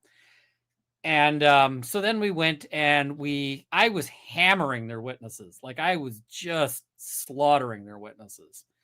And then we went for lunch because there was a break for lunch. And the prosecutor and I had lunch together because, you often do it. You're in the same place. You've got the same schedule because, you both got to go back at the same time. Right. And you don't hate the prosecutor because you're being like, it's a business. Right. So, anyway, we're having lunch together. We're chatting about the file and the prosecutor's like, well, how about 3 months? I'm like, how about you drop this? And she's like, well, I don't think I can drop it. I think I might get yelled at by my boss if I drop it. And I'm like, I think you're going to lose. And I think that the smart thing to do is go in and drop it because you're not going to like the result. And so finally she's like, yeah, okay, I'm just going to kill this file. I'm just going to drop it. Like, you're right. The file sucks. I'm going to go drop it. And so we go back into court.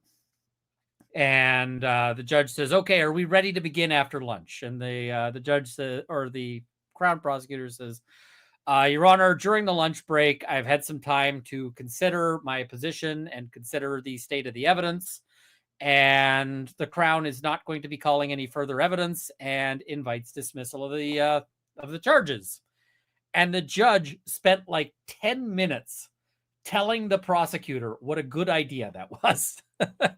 And was like, this is like a very wise exercise of prosecutorial discretion. Like you are to be commended. And I was like, so we walk out and I'm like, yeah, the judge was all over this case sucks too. And if anybody gives you shit for dropping it, you could pull the transcript. And the judge is like, yeah. So I've seen worse. I saw one that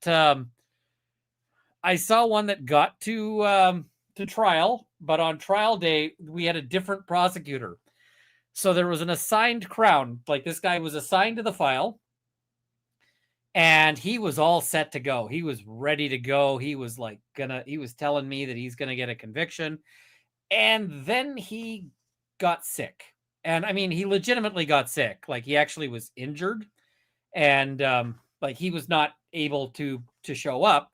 So instead, they had a much more senior crown who showed up because he was free that day and was like, I'll run the trial. And he shows up and he says, Mr. Runkle. And I'm like, hi. He's like, I got this file last night. I said, okay, are you up to speed? He's like, well, I read through it. And I have no idea why we're here because this file is dog shit. He's like, and I see you sent an email saying that this file is dog shit. And I entirely agree with you. This file is dog shit. So I am going to be calling no evidence today. And if you want, you can send your client home because we good. And I was like, yay. It was a really bad file. It was really bad. The police officer admitted that he arrested my client only on the basis of being non-white. Because that was the description of the accused. What, like somebody saw somebody breaking in and said it was not a white guy.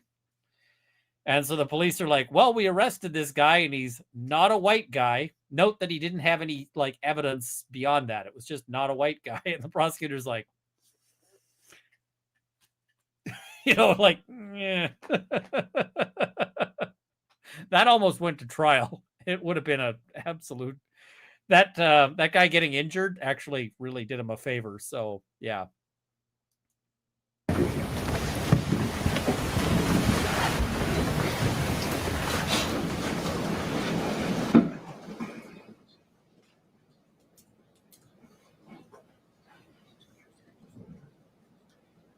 And in fairness to you, why didn't the first prosecutor drop it? Because he'd been a prosecutor for all of like 18 minutes and didn't know any better. That's why the first guy didn't drop it. He just didn't know any better. He didn't know how to recognize that a file was hot garbage. And I think he got a talking to about recognizing when a file is a big pile of stink. And yeah. Sarge, at that time, I want to make sure that I get the right terminology because you said something that's in my notes here. You were talking about the bailout and how you had just a tremendous, we were getting hammered with bailouts is what you said. Yes, sir. Right? And so everybody, and this is just a reality, everybody was computing bailouts. I mean, even some of the people that were testifying, I mean, it's like, well, it's another lockdown. It's probably a bailout. Everyone was thinking bailouts, right? The possibility was there, yes, it would have been. And if somebody was going to shoot, it was to get away from officers because they were doing a bailout, not because they're going to commit a mass shooting at a school. Yes, sir.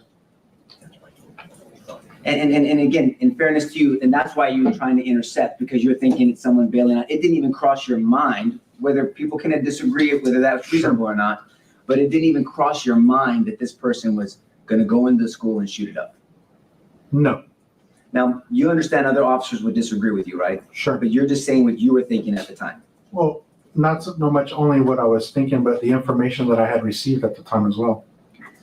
But from an objective standpoint, you had information of a person shooting, running towards a school, and so other officers may have acted differently, right? In fairness. How do you mean? Well, meaning maybe other officers would have followed this training and then run directly to the side of the building where the shooting was, and then make sure they get line of sight on this person before they leave that area. Clear it, make sure that this area is safe. So when you're pursuing somebody, you know you've covered this area, and then it's not slicing the pie, but you're covering an area to make sure you're tracking down this person. Like I said, the reason why I drove around the front of the school was because I wanted to intercept him. My information that I received was he was running to or through the school. So my whole intent was to intercept him at the time. That's what I was doing. And again, in totality of the circumstances, yes. That's a term of art that law enforcement uses. What does that mean, totality of the circumstances? In hindsight, after everything has been investigated, the totality of everything. Everything that. Because if we piecemeal something, if we try to fit a circle in a square, or if we only look at something like this, if the prosecution or if law enforcement gets tunnel vision, but not in combat, tunnel vision in prosecuting, well, that's not fair, right? That's not good. Right. And so we want to consider everything, the totality of the circumstances. And in totality of the circumstances, these school doors should have been locked. Yes. So could that be something in your mind? Not trying to give you an out, I'm just trying to be fair, that in your mind, well, he's not going to get into school because it's supposed to be locked. So let me try to be creative and try to track this person down, right? Would that that wasn't in your mind? Sure. No, I mean, again, my intent was to Catch him. catch him. And you made a decision to go the north side versus the south side? Yes.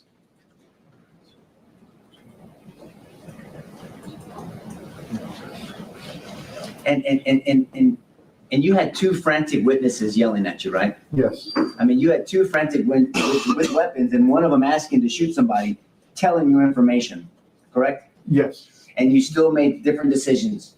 Because you had somebody say, I want to shoot somebody on the west side of the building, but you still drove north. Right. Yes, sir. Okay. So you took all that in when you made your assessment. Yes.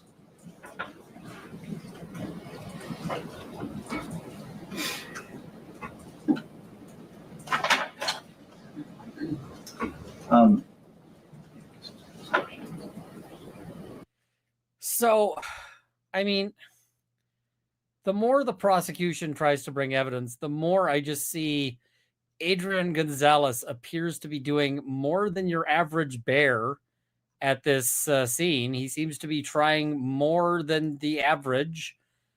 And I'm like, why is this the guy who's going down for this?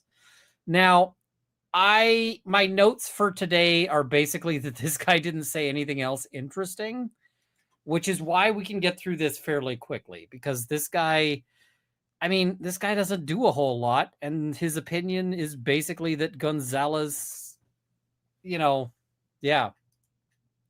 state brought at least one witness too many. Every witness has been a witness too many, right? I just feel like, if I'm on the jury, I'm like, stop, your case is already dead.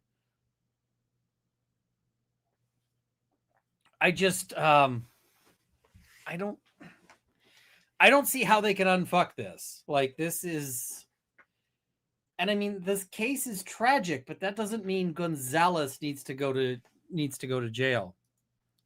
Maybe prosecutors are hoping Gonzales will take the stand. I don't think he's likely to be honest. I don't think he's likely to take the stand. So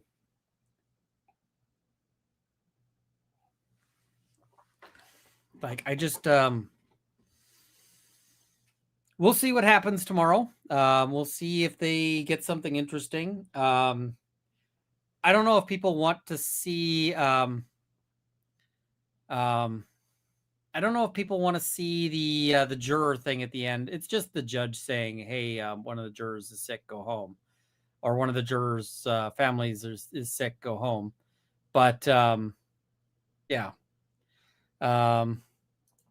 He shows the school around the school where different officers are, who knew what, and even showed this guy drive by them on his way in. Yeah, fair enough. Here we go. We can jump ahead a little bit here. This one, or the other one before, please. You don't know why, so we're hearing your thought process. Yes. But we just don't know why Mendoza and Saucedo, especially someone who saw the shooter, didn't go to the shooting.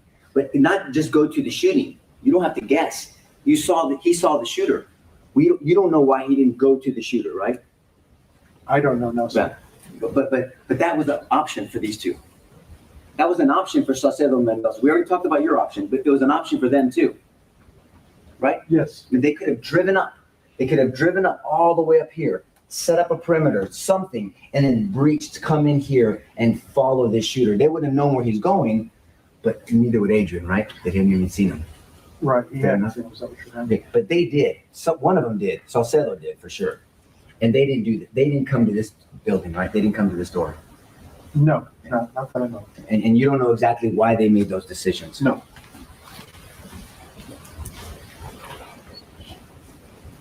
So the defense is doing a real good job of, like, everybody's got some responsibility here, but Adrian's got the least. But in talking about school safety, it's policy. It's policy that these school doors have to be locked. Yes, I mean, that's usually what happens is all the schools are the exterior doors, interior doors are locked. And as we said earlier, time is always of the essence in these situations, right? Yes, sir. And so if somebody is coming to a door and they have bad intentions, and there's officers, you would have known that there's officers line of sight on this person. And if that door was locked, it would have been one of these situations, which would have given you time to see him, right? Sure.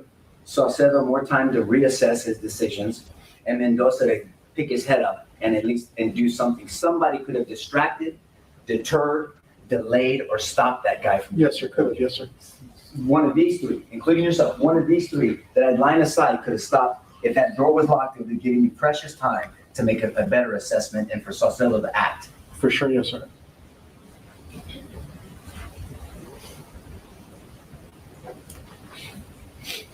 Now, next picture, please. Okay, can you see Adrian's car? Yes. Would you agree with this, Sarge? That's fine. That's fine, Jason. We'll do both. That in the initial call, someone's running towards the school with a gun and shots have been fired. Adrian goes into the eye of the storm. Would you agree that this is a lot more dangerous than being over here? Sure, yes, sir. So Mendoza Saucedo set up perimeter out there for whatever reason. You just respond to what you saw. But Adrian didn't set up out here, right? He drove into the eye of the storm. He's driving into a shooter running towards the school. Where does he drive towards? He drove into the school. Into the school, right? And so he's here. So he's placed himself in danger, correct? Yes. And he's making his assessments, and we've talked about that already. But then at some point, and we can look at the videos. Sure. Because we can see on the funeral video. He's like, look at this. The defendant drives directly into the into where the conflict is. Okay. All right. It's sounding like this guy should be getting a medal, not a prosecution. That around 11:33, Jason? 11:33:07? What is it, Michelle? 11:30? 33:08? Are you talking about Page? Page. Yeah, 11:35:07. Okay. He's driving up, right? Because your body cam turns on at 11:35:10. Mm-hmm. That's going to be important. But at 11:35:08, Page is driving up, right? Right. Oh, I like La Hood And a then lot. at some point, Adrian leaves his cover of his vehicle, and because Page parks, we've seen the videos, and we'll show them again, pictures. He makes movement to Page, and there's contact with Page. And we're going to hear from Page, I'm sure, today. So he makes contact with Page, right? Because the government just asked you about those pictures and who's standing there. It's Sergeant Page and it's Adrian. Remember? Yes, I did see the two officers there. Yes. Yeah, that's all I'm saying. I'm just kind of setting the tone. So at some point, Page drives in, literally almost at the same time. Around you put your body cam on. Okay. And you told the reason why, but it would have been very, very helpful if you had your body cam on earlier, right? Yes. Because then we could have heard exactly what the funeral people were saying to you guys, right? Potentially. Right? We would have heard Saucedo, and maybe he said more than just, I see him, I really want to, he could have said other things. We don't know. You just remember him saying, I think I see him, I want to shoot. Permission to shoot, Yes. right? We could have heard maybe potential what Mendoza was saying, right? And what he was thinking. Potentially. And then heard shots. Yes. And also, you know that Officer Jesus Mendoza had a body cam also. Yes. Okay. And so we're hopefully going to see those. But do you know now that Mendoza's body cam wasn't turned on the corner also? Do you know that now? You don't know that. Okay, well, we'll let that come about. So, but at some point we see you running up. Yes. And Adrian has made he's left his cover of his car and he's come to meet because he sees Paige, right? That's backup. And he comes and sees Paige and they meet up here.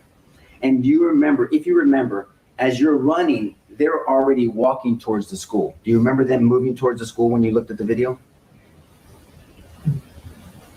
Yes, I believe they were moving. They beat me towards the south entrance of the school. Well, yeah, they darted in when they heard those shots. Yes. And you know that by the time those shots, and we heard the audio, but the body cam's on us right here, so it sounds loud to us. But out there, you were a good distance from Paige and from Adrian, Yes, I right? was.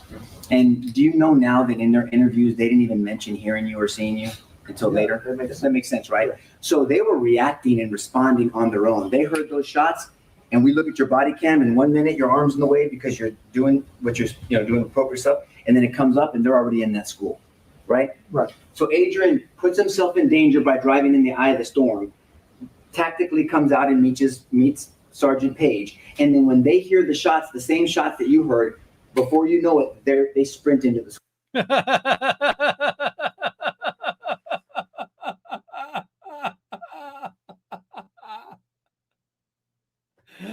Oh my God. Right here.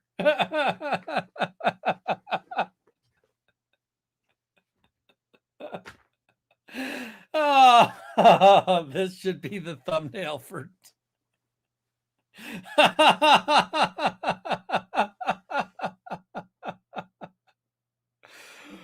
Oh man.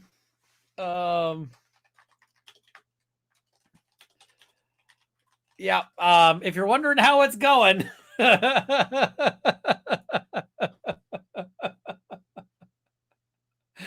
Oh.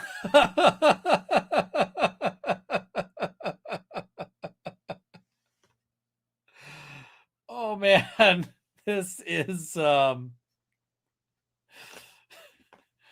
he's like you can hear the music in his head, and it's like School, right? Yes. And they're ahead of you, and to your Yes. credit, you and the chief follow. Yes. And we see Adrian with his gun out, and he's in the hallway, correct? Yes. And we see Sergeant Page at times over here. Yes. And we saw the smoke. When you walk into this hallway, and there's smoke because after a lot of rounds in AR-15, the gunpowder makes smoke, right? Yes. And you would agree that this hallway, and it came up a lot yesterday, but it's important, is a fatal funnel. Yes, it could be. right? Yes, sir. Because it's a narrowed, exposed situation. Correct. That puts the person in high vulnerability. Correct. Like high vulnerability meaning there's no cover. There's not even concealment except for those little niches. Every once in a while, there's a little cover. Yes. But him and Paige and you are exposed. They're Yes. in the fatal funnel. And then even after we saw in your body cam, even after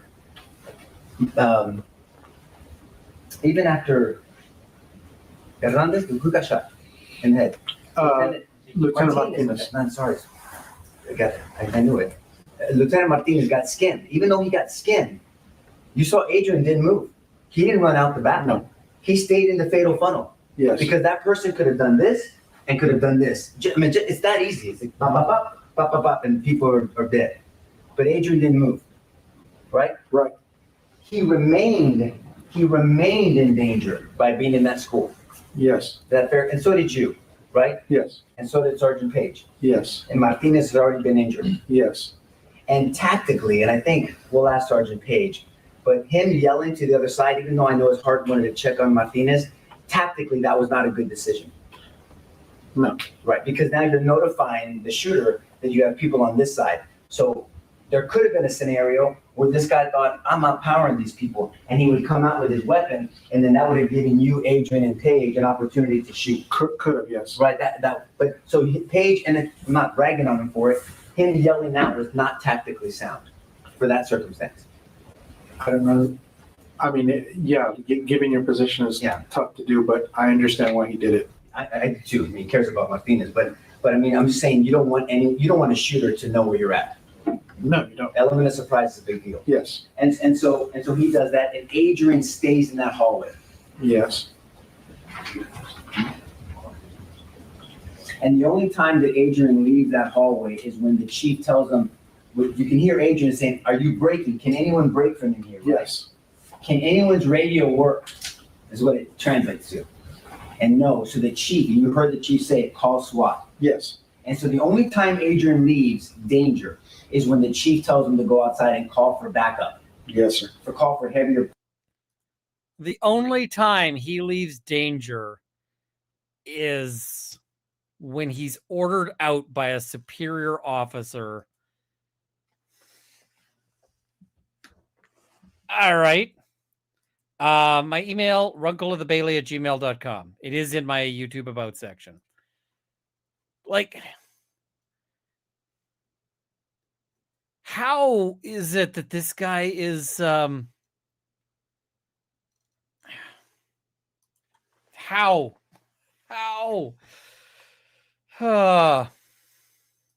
Power, because now we have a barricaded individual. Right? Yes, sir. And you heard at some point, people didn't even know if kids were in these classrooms, right? I can tell you, I didn't know. You didn't know, but you can hear Adrian is calling also. People are trying to call the front office. Yes. Are there classes in, right? You can see on my body cam, yes, I'm doing that. Yes. And the reason why is two things. Number one, because that school does not have a designated officer. Police. Not to my knowledge, no. Adrian was assigned to the high school. Yes, he was. That's why Adrian is even asking, where is the fourth grade building? He asked somebody else, right? That makes sense to you. Makes sense, yes.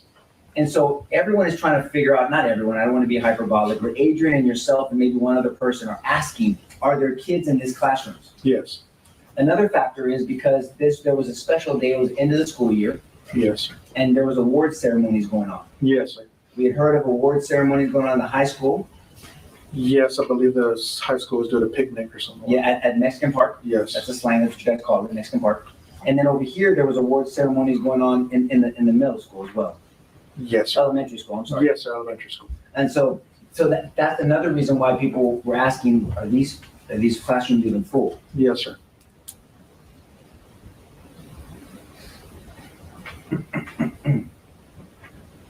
But it made the situation even more dangerous because at some point, Adrian, Sergeant Page, and yourself, Sarge, you see sheetrock. You know that there's bullets going through. Yes, sir. So those hallways, at best, were just concealment. Yes, sir. I mean, and that's why giving your position is not tactically sound. But there wasn't going to be any protection if that shooter wanted to just shoot through the wall. Yes, sir. You, Adrian, and Sergeant Page, and Martinez and Mireles on the other side could have potentially been killed. Gonzales. Gonzales, but Mireles eventually came in, but Gonzales, yes, could Yes, have sir. been killed, right? Yes, sir. But Adrian stayed in the hall. Yes.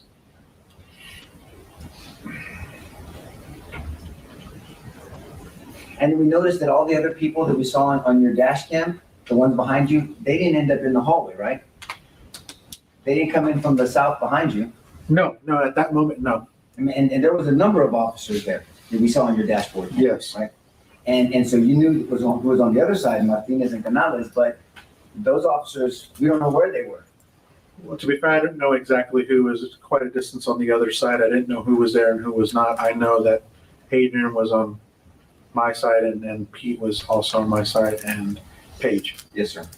But all I'm saying is, when we saw the dash cam, those officers, they didn't make it into the building. Not behind me, no. Yes, sir.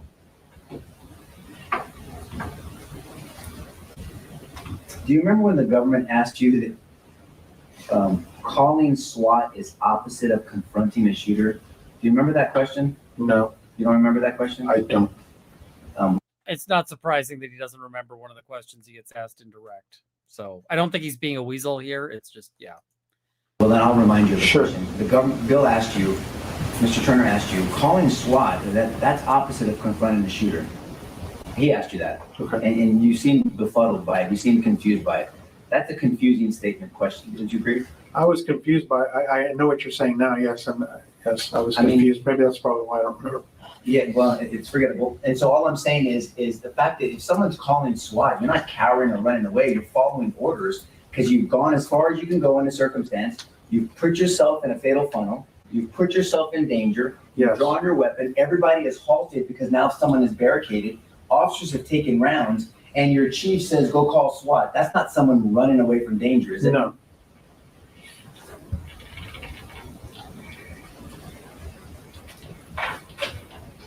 Did you ever see Randy Hill make that call? Because he was Which the one call? assigned to this call initially, right? The one in the corner? Oh, yes, sir. I mean, the one standing outside his car when you drove by? If that was him, That's Randy Hill. okay. One of them is Randy Hill. Did you know if he ever made the call? Did he ever get to the building? Did he ever? I do not know that. I don't know. I'm just She looking at my did. notes. Now you said something in the video, or someone did, maybe it's not you, so please correct me. So we have him contained. Yes, And he was contained, right? yes, Because technically, if you initial officers, you 5 at the beginning. I mean, the problem is that he was contained in a room full of kids, but he is contained. But they weren't necessarily, yeah. correct. Didn't go into that hallway. He technically could have not only focused on 112 and shot those other children that made it, he would have been focused on doing that. He could have been distracted by you in the hallway, right? Yes, He was so distracted that he came out to shoot at some of you. yes, So you, yourself, Paige, Adrian, Martinez, Canales, the chief, you guys had distracted him from continuing his carnage, right? Continuing doing what he was doing. I know he shot at us, yes, sir, and stopped, and he stopped shooting, I guess. And is it fair, there's no way for him to know when or if you guys were gonna breach, No, he did right? not know. So that could have been on his mind, right? Could have Sure. been. And so that's a distraction. Now, but if you weren't in the hallway and if he had intent, because the evidence has shown, he had a lot of rounds on him, a lot of magazines with bullets in them. He could have walked from that classroom to the next classroom, to the next classroom, to the next classroom, to the next classroom, to the next classroom. And without you being in the hallway, you and Adrian being one of the first ones in the hallway, and Paige, and Canales, and Martinez, he could have gone through that whole school and shot up the whole school. Could have. Could have, yes, sir. Nothing would have stopped him but for 5 officers containing him in that room. Yes, sir. And then eventually 376 showed up, right? Eventually, yes, sir.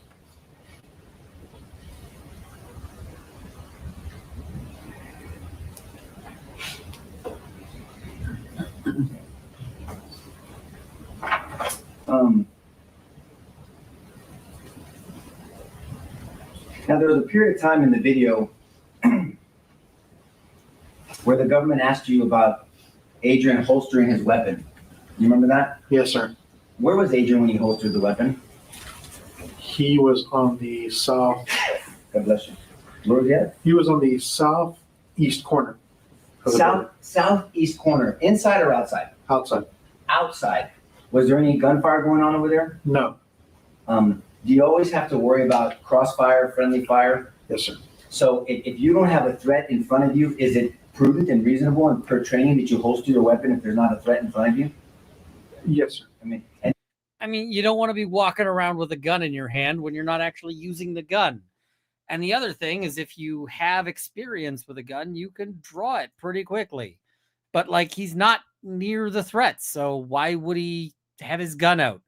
The prosecution's like, he holstered his gun, and it's like, yeah, okay, that makes sense. Like that is understandable. And if you train, I mean, how long doesn't take long to have a jacket on, but I mean, you can draw a weapon quickly, right? Yes, sir. I mean, so holstering a weapon when there's no threat is reasonable, right? Right. Your weapon was holstered out there. Yes, it was. Now you said a lot of things out there. You were saying, well, I want to talk about friendly fire before we talk about what you were dispatching and what equipment you were asking for. Yes, sir. And you guys just had to do it. You kind of through your own safety, the wings, everybody runs in. You were in a tactical, not just in a fatal funnel, but if Martinez is on the other side with Canales and Adrian's on this side, Paige, you're here, you and the chief. What is this potential when you have blue on blue? Yes, that was a concern. And what is that called? Crossfire? Crossfire, yes, sir. Or blue on blue? And so, but in that situation, you did what you had to do, right? All of you did what you had to do. But that was a potential concern as well. Yes, it was a potential concern. But back to you being outside. So you and Adrian go outside. Adrian is commanded or asked or told by the chief to go outside. He listens, reasonable request. You go outside also because you can't break either. Correct. And you're a sergeant. And so you're out there and you're asking for flashbangs. Yes, if sir. we have them. Yes. What are flashbangs? Distraction devices. Distraction device is kind of underselling it. A flashbang is an explosive. And they're not just intended to distract. They're intended to blind and temporarily deafen and massively disorient. So, but that said, I'm not sure I would have thrown flashbangs into a room full of kids, because there have been people, and especially children, have been really badly injured. And the thing is that, like, let's say they chuck a couple of flashbangs into a room full of kids, and, you know, some of the kids are alive. Those kids are going to probably have, like, you know, hearing problems for life. They may have concussions. You know, they may have burns. They may have parts blown off. Yeah, I mean, flashbangs are not harmless, right? So it's not like it's a distraction, like, you know, hey, I'm a diversion. It's like, yeah. And now you typically would you use those if there was a room full of children? It's hard to say. I mean, what I was doing, I knew that we were gonna have to confront the individual, and I prefer to have a distraction device, right, given that we just took rounds. Right. Now you didn't know that there was a room full of children, by the way. So No. you want options, right? Is that correct? Yes. So you're asking for options, and the way flashbangs are used is they go and it creates this explosion. Correct. So a bad guy could maybe be distracted by that, and then you guys could come in, correct, right, and do something. Yes. And there's all different kinds of ways to distract. Yes. But that would be one of them. One of them, yes, sir. Do you think that, speaking of distract, do you think that Saucedo and Mendoza could have distracted the shooter before he went into the building on the west side? Could have, yes. They could have, right? Yes. Now, you also asked for a Halligan tool. They've heard a lot about a Halligan tool, so I'm going to just jump in. That's a tool to help pry open a door, especially for an outward swinging door, correct? Yes, sir. Much more difficult to deal with that a scenario. lot more difficult, yes. And so you asked for that, correct? Yes. And after you asked for that, and this is where we can hear Adrian trying to verify, are there children in the classrooms on the video? Yes. So you're still figuring things out. Mm-hmm. Yes, sir. Judge, I didn't realize the time. Do you want me to pause right here? I can kind of cut it. It's lunchtime. Keep going. Okay. I don't want them mad at me if they can be mad at you. I'm sorry. We gotta finish this one, so, you know, not, so let's go. Okay, Judge, I'm doing my best. So you guys are trying to figure this out still. Yes. Okay. And then as you're figuring it out, at some point, because I know that they asked you about this, Mm-hmm. Adrian's posting up on the southeast corner, and he's looking, and that was a reasonable thing to do, right? I thought so, yes. I mean, because there's people coming up this way, Yes. Meaning officers, and there's some defects on the window, maybe some rounds that have come out. Correct. And so two things can happen. Someone can be shot from that window. Yes. It's kind of a sniper situation. Correct. Or the person, the individual suspect could be trying to escape. Could, yes. And if they're trying to escape, then that's when you guys would confront them, right? Yes. And so someone that's truly containing. So once again, he's following his training, taking on the role of containment on the backside because he knew the hallway was covered. Correct. And during that time, the government asked you about a kind of this. It sounded like, and it looked like Adrian was just figuring it out like you are. And he says, I saw a teacher on the ground, right? Yes. Now, you didn't hear his interview, but he explains that he didn't know at the time it was a teacher. Once he made contact with her, he knew that was a teacher at that time, right? To be honest with you, sir, I don't know what he was saying. I know he was trying to, Okay. I think he was just thinking out loud, trying to explain what was going on and rationalize what was going on. He's just figuring out, he says, I saw a teacher on the ground. I thought she had tackled somebody. I saw her running, right? So and you didn't hear his interview, but he saw someone running, and the call was someone's running towards the school with a gun. And so he gets the call, because you heard the dispatch, someone running towards the school with the gun. And where did Adrian drive? Into the school. Into the school, towards the school. So, yeah, I mean, I think they're coming up to the redirect right away. The redirect Has been answered, it's repetitive there. All right, so the prosecutor's like, it's repetitive. It's like he keeps establishing that his client is innocent. So you saw that? So Adrian is recollecting recollecting that in his mind.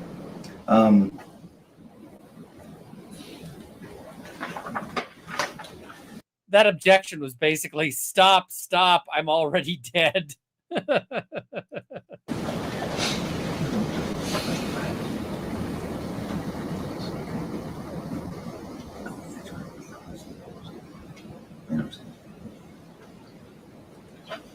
So when you talk about considering, because the government asked you about considering the backdrop, anytime you have shooting around a school, you're never going to have a perfect backdrop. No. Right? I mean, if in a courtroom, there's never going to be a perfect backdrop. I mean, these officers, you're always going to have that situation, Correct. especially at a school. Yes. I mean, that doesn't mean you don't act at all and do something. No.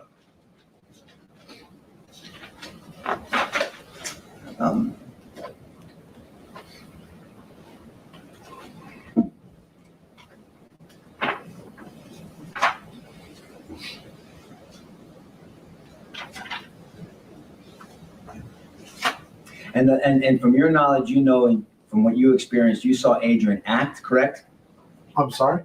You saw Adrian act as you approached at 11:35:10? Yes. He ran into the school? Yes. He stayed in the school, correct? Yes. In the hallway? Yes. And he remained in danger until given further instruction?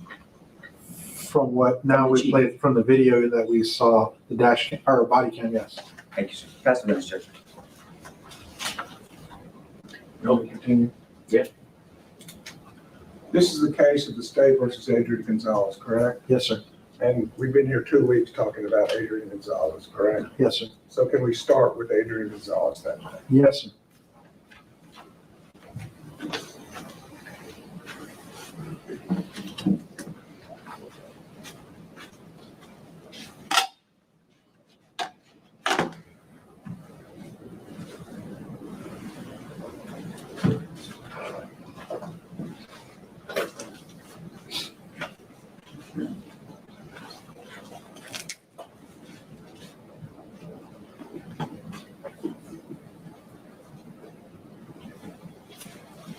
We've had a stipulation around 11. He's like, can we talk about Adrian Gonzales and not about everyone else fucking up? 31:55, give or take a few seconds. Adrian Gonzales is parked on the south lot. Yes, sir.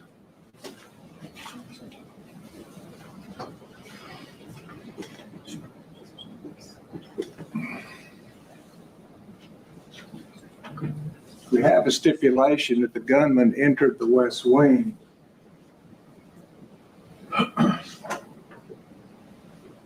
around 1 minute and 3 seconds later. Correct? Yes, sir. During that time, y'all show up about halfway in between that time. Is that correct? Yes, sir. About 30 seconds in.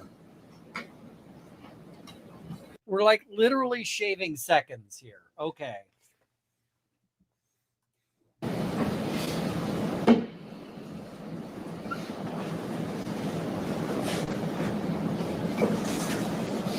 And we know from your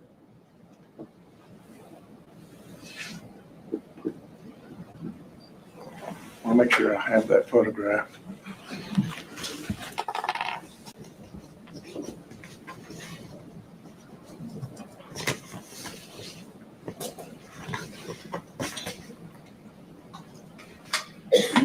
All right, folks, let's go ahead and take an hour for lunch. Get back as quick as you can.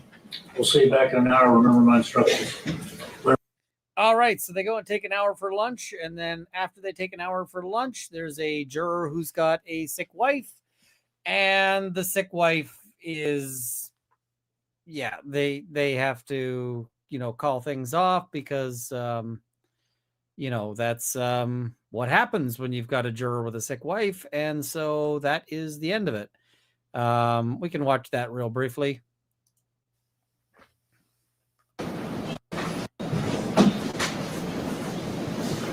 Take a seat in the courtroom. Thank you.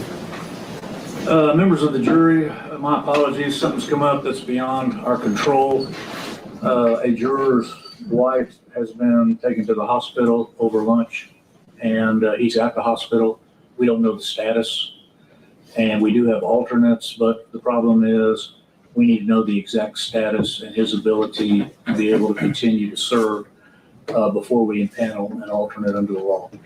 So I'm going to beg your indulgence, and I'm going to apologize to you, but in order for him to get a status update and give us more information, we're going to have to recess today to allow him to do that. And we will resume with you tomorrow at 9 o'clock.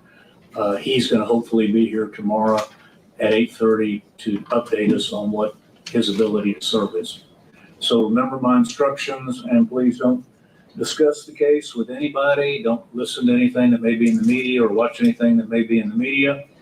And we will see you back to continue with the redirect of this witness at 9 o'clock. All right, thank you all. Would you rise for the jury, please?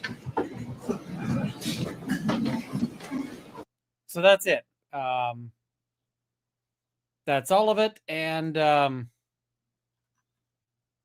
that's today. So tomorrow they're going to resume with whatever the heck they've still got this witness on the stand. I don't know how they're going to try to save this redirect, because that redirect was kind of like it was kind of like watching a toddler learn to ride, like a kid learning to ride a bike, and they just kind of, go off and into the bush. So I don't know what this is about, but yeah, we all hope the juror's wife is fine. And it sounds like the judge will cut them loose if they, if there's an issue there. But today was not great for the prosecution. They bring this guy on, and if this guy's supposed to be the guy who sells that that Adrian Gonzales is a coward, I'm like, I ain't seeing it. I'm waiting to see it. So yeah, I just don't get it. Yeah, we're here on the State versus Gonzales. So can we talk about Gonzales? Yes, please do. We've been waiting for you to start doing so. Yeah, it's been 8 days and we're still waiting. Random unbreaded commenter, we need to stop him. No, the royal we, not me. I think it's possible she said we need to. I tend to say we even when I mean you. I'm trying to sound like I'm on my client's team. A lot of people pointed out, and I think it's a very fair thing to point out, that it might just be a school teacherism. So I get it. The son of a bard, unproven people who are convinced of their courage or incorruptibility are usually the quickest to falter, often becoming jaded and bitter. Lack of self-awareness and no sense of the pressures. Yep. Here's the sacrifice to the StreamYard gods. One super chat to fall into the cyber abyss. Unread and, of course, quite hated since Runkle hates the super chats. Thank you.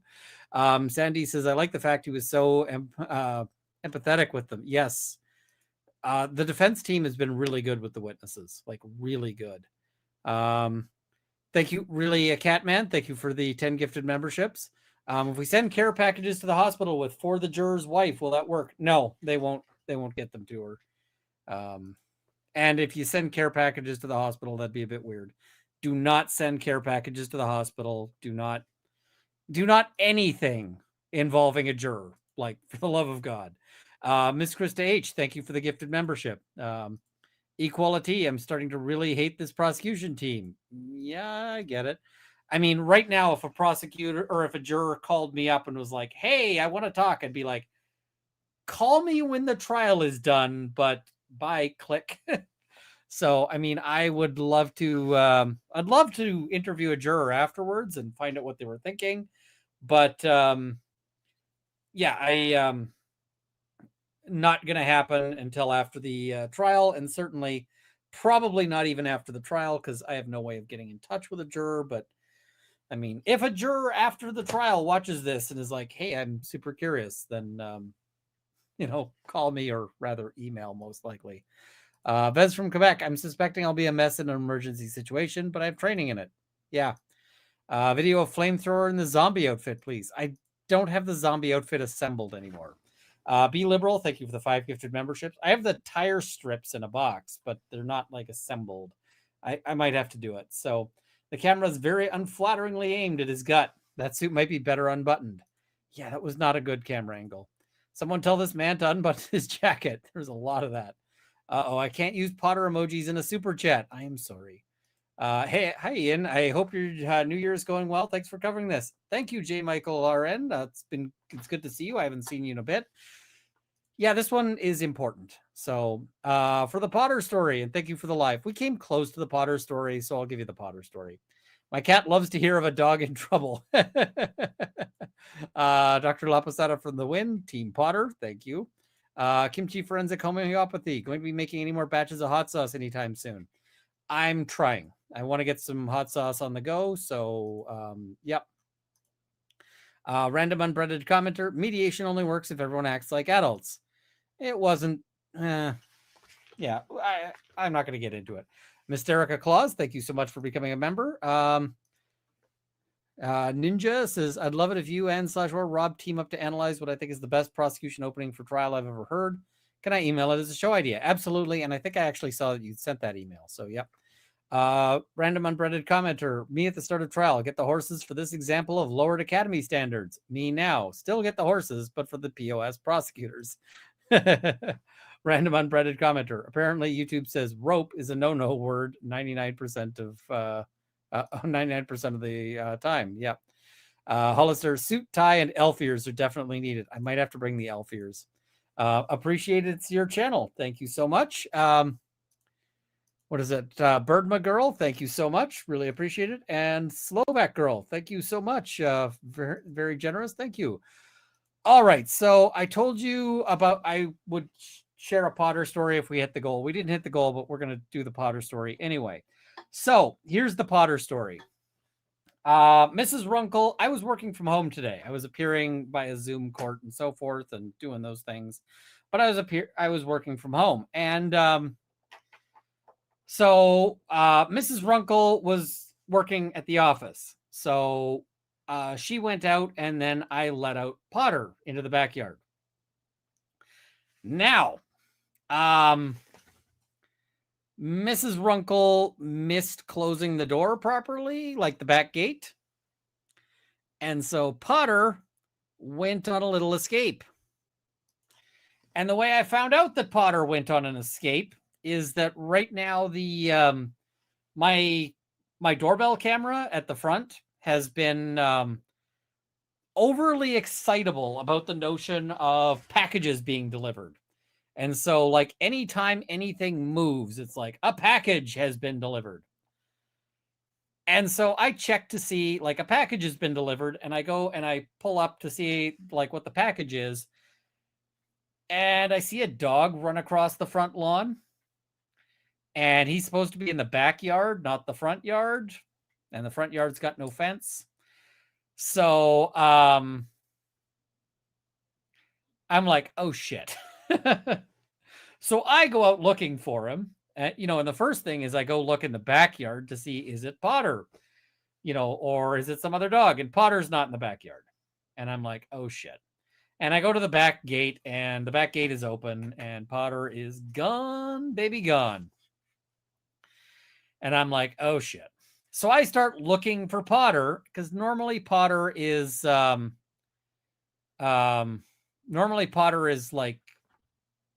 just like 45 feet away from the gate or something like that. And he is not. I circle the block. He's not there. And I'm like, oh, shit. Oh, shit. Where's Potter? And so I sent a message to Mrs. Runkle going, hey, did you know you didn't close the gate? And she's like, oh, shit. Where's the dog? I'm like, yep, that's exactly it. So I see, like, 10 blocks away, I see Potter cross the street. And I'm like, oh, shit. Because Potter is, at this point, right near a big, like, busy road. And I'm like, oh, shit. So I go and I run out to catch up with Potter. I've got a leash in hand, because, yeah. So now Potter sees me. I'm about a block away, and he starts running towards me. And the thing is that when Potter has gotten out in the past, when he's running towards me, what he usually will do is he'll run near you, and then he'll veer off because he wants you to chase him, because being chased is fun. And I was like, oh, you son of a bitch. And so what does Potter do? He runs right up, slams on the brakes, stops right next to me, and then sits and is like, leash me up. And I was like, holy shit, dog, you're actually doing the decent thing and just having me like. And so I put the leash on the dog. I take him back. Now I get back and Zora. Now I see this. That's when it's time to run away from Potter, make him chase you all the way home. I would do that, except it is snow and ice out there. So right now, if I tried to run, I would end up like seriously injured because it's all snow and ice and there is no way to run in that without like dying unless you're Potter and you've basically got crampons. So, because he's got like pointy tees or pointy feet. So I get back, I take the dog in, and Zora was very upset. And let me tell you why Zora was upset. Because when I've got the spinny wheel of death. Okay. So when I wanted to go look for Potter, Zora was like, I want to come too. And I'm like, I do not want to be wrangling two dogs. I just want to deal with one dog at a time. And so I get back and Zora is pissed. And you know how I know she was pissed? You know what Zora did? You know what Zora did to express her disapproval? Somebody's going to guess it. We'll see. Somebody says I keep freezing. Yeah, I see it as well. Yeah, this is the one. She peed. She peed in the kitchen. And thankfully, the peeing in the kitchen was, it was very much on a surface that is like super cleanable. So, it's on the kitchen floor. So it's super cleanable because that's what you want in a kitchen floor. But I was just like, seriously, you little shit. And so she's like, should have taken me along, Dad. And I'm like, fucking hell. Meanwhile, Potter is like, I have had the best day ever, Dad.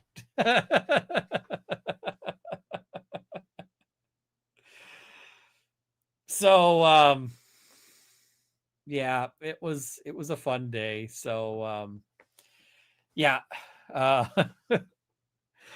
I see we got Justice for Potter from Unrulia Julia. Thank you. I love the username as well. And Potter Bale. Potter's doing all right. Potter's sleeping downstairs. The other thing Zora did that was annoying as hell. So before the stream, I figured I could get a half-hour nap. I was like, I got half an hour to get a nap in. I'm going to have a nap before the stream. And so I went laid in bed, and I got to sleep after about 15 minutes. So I was going to get 15 minutes of actual sleep before the stream. And Zora ran. Mrs. Runkle saw this. I didn't see it because I was asleep. I felt it. She ran and jumped from the ground directly onto my back.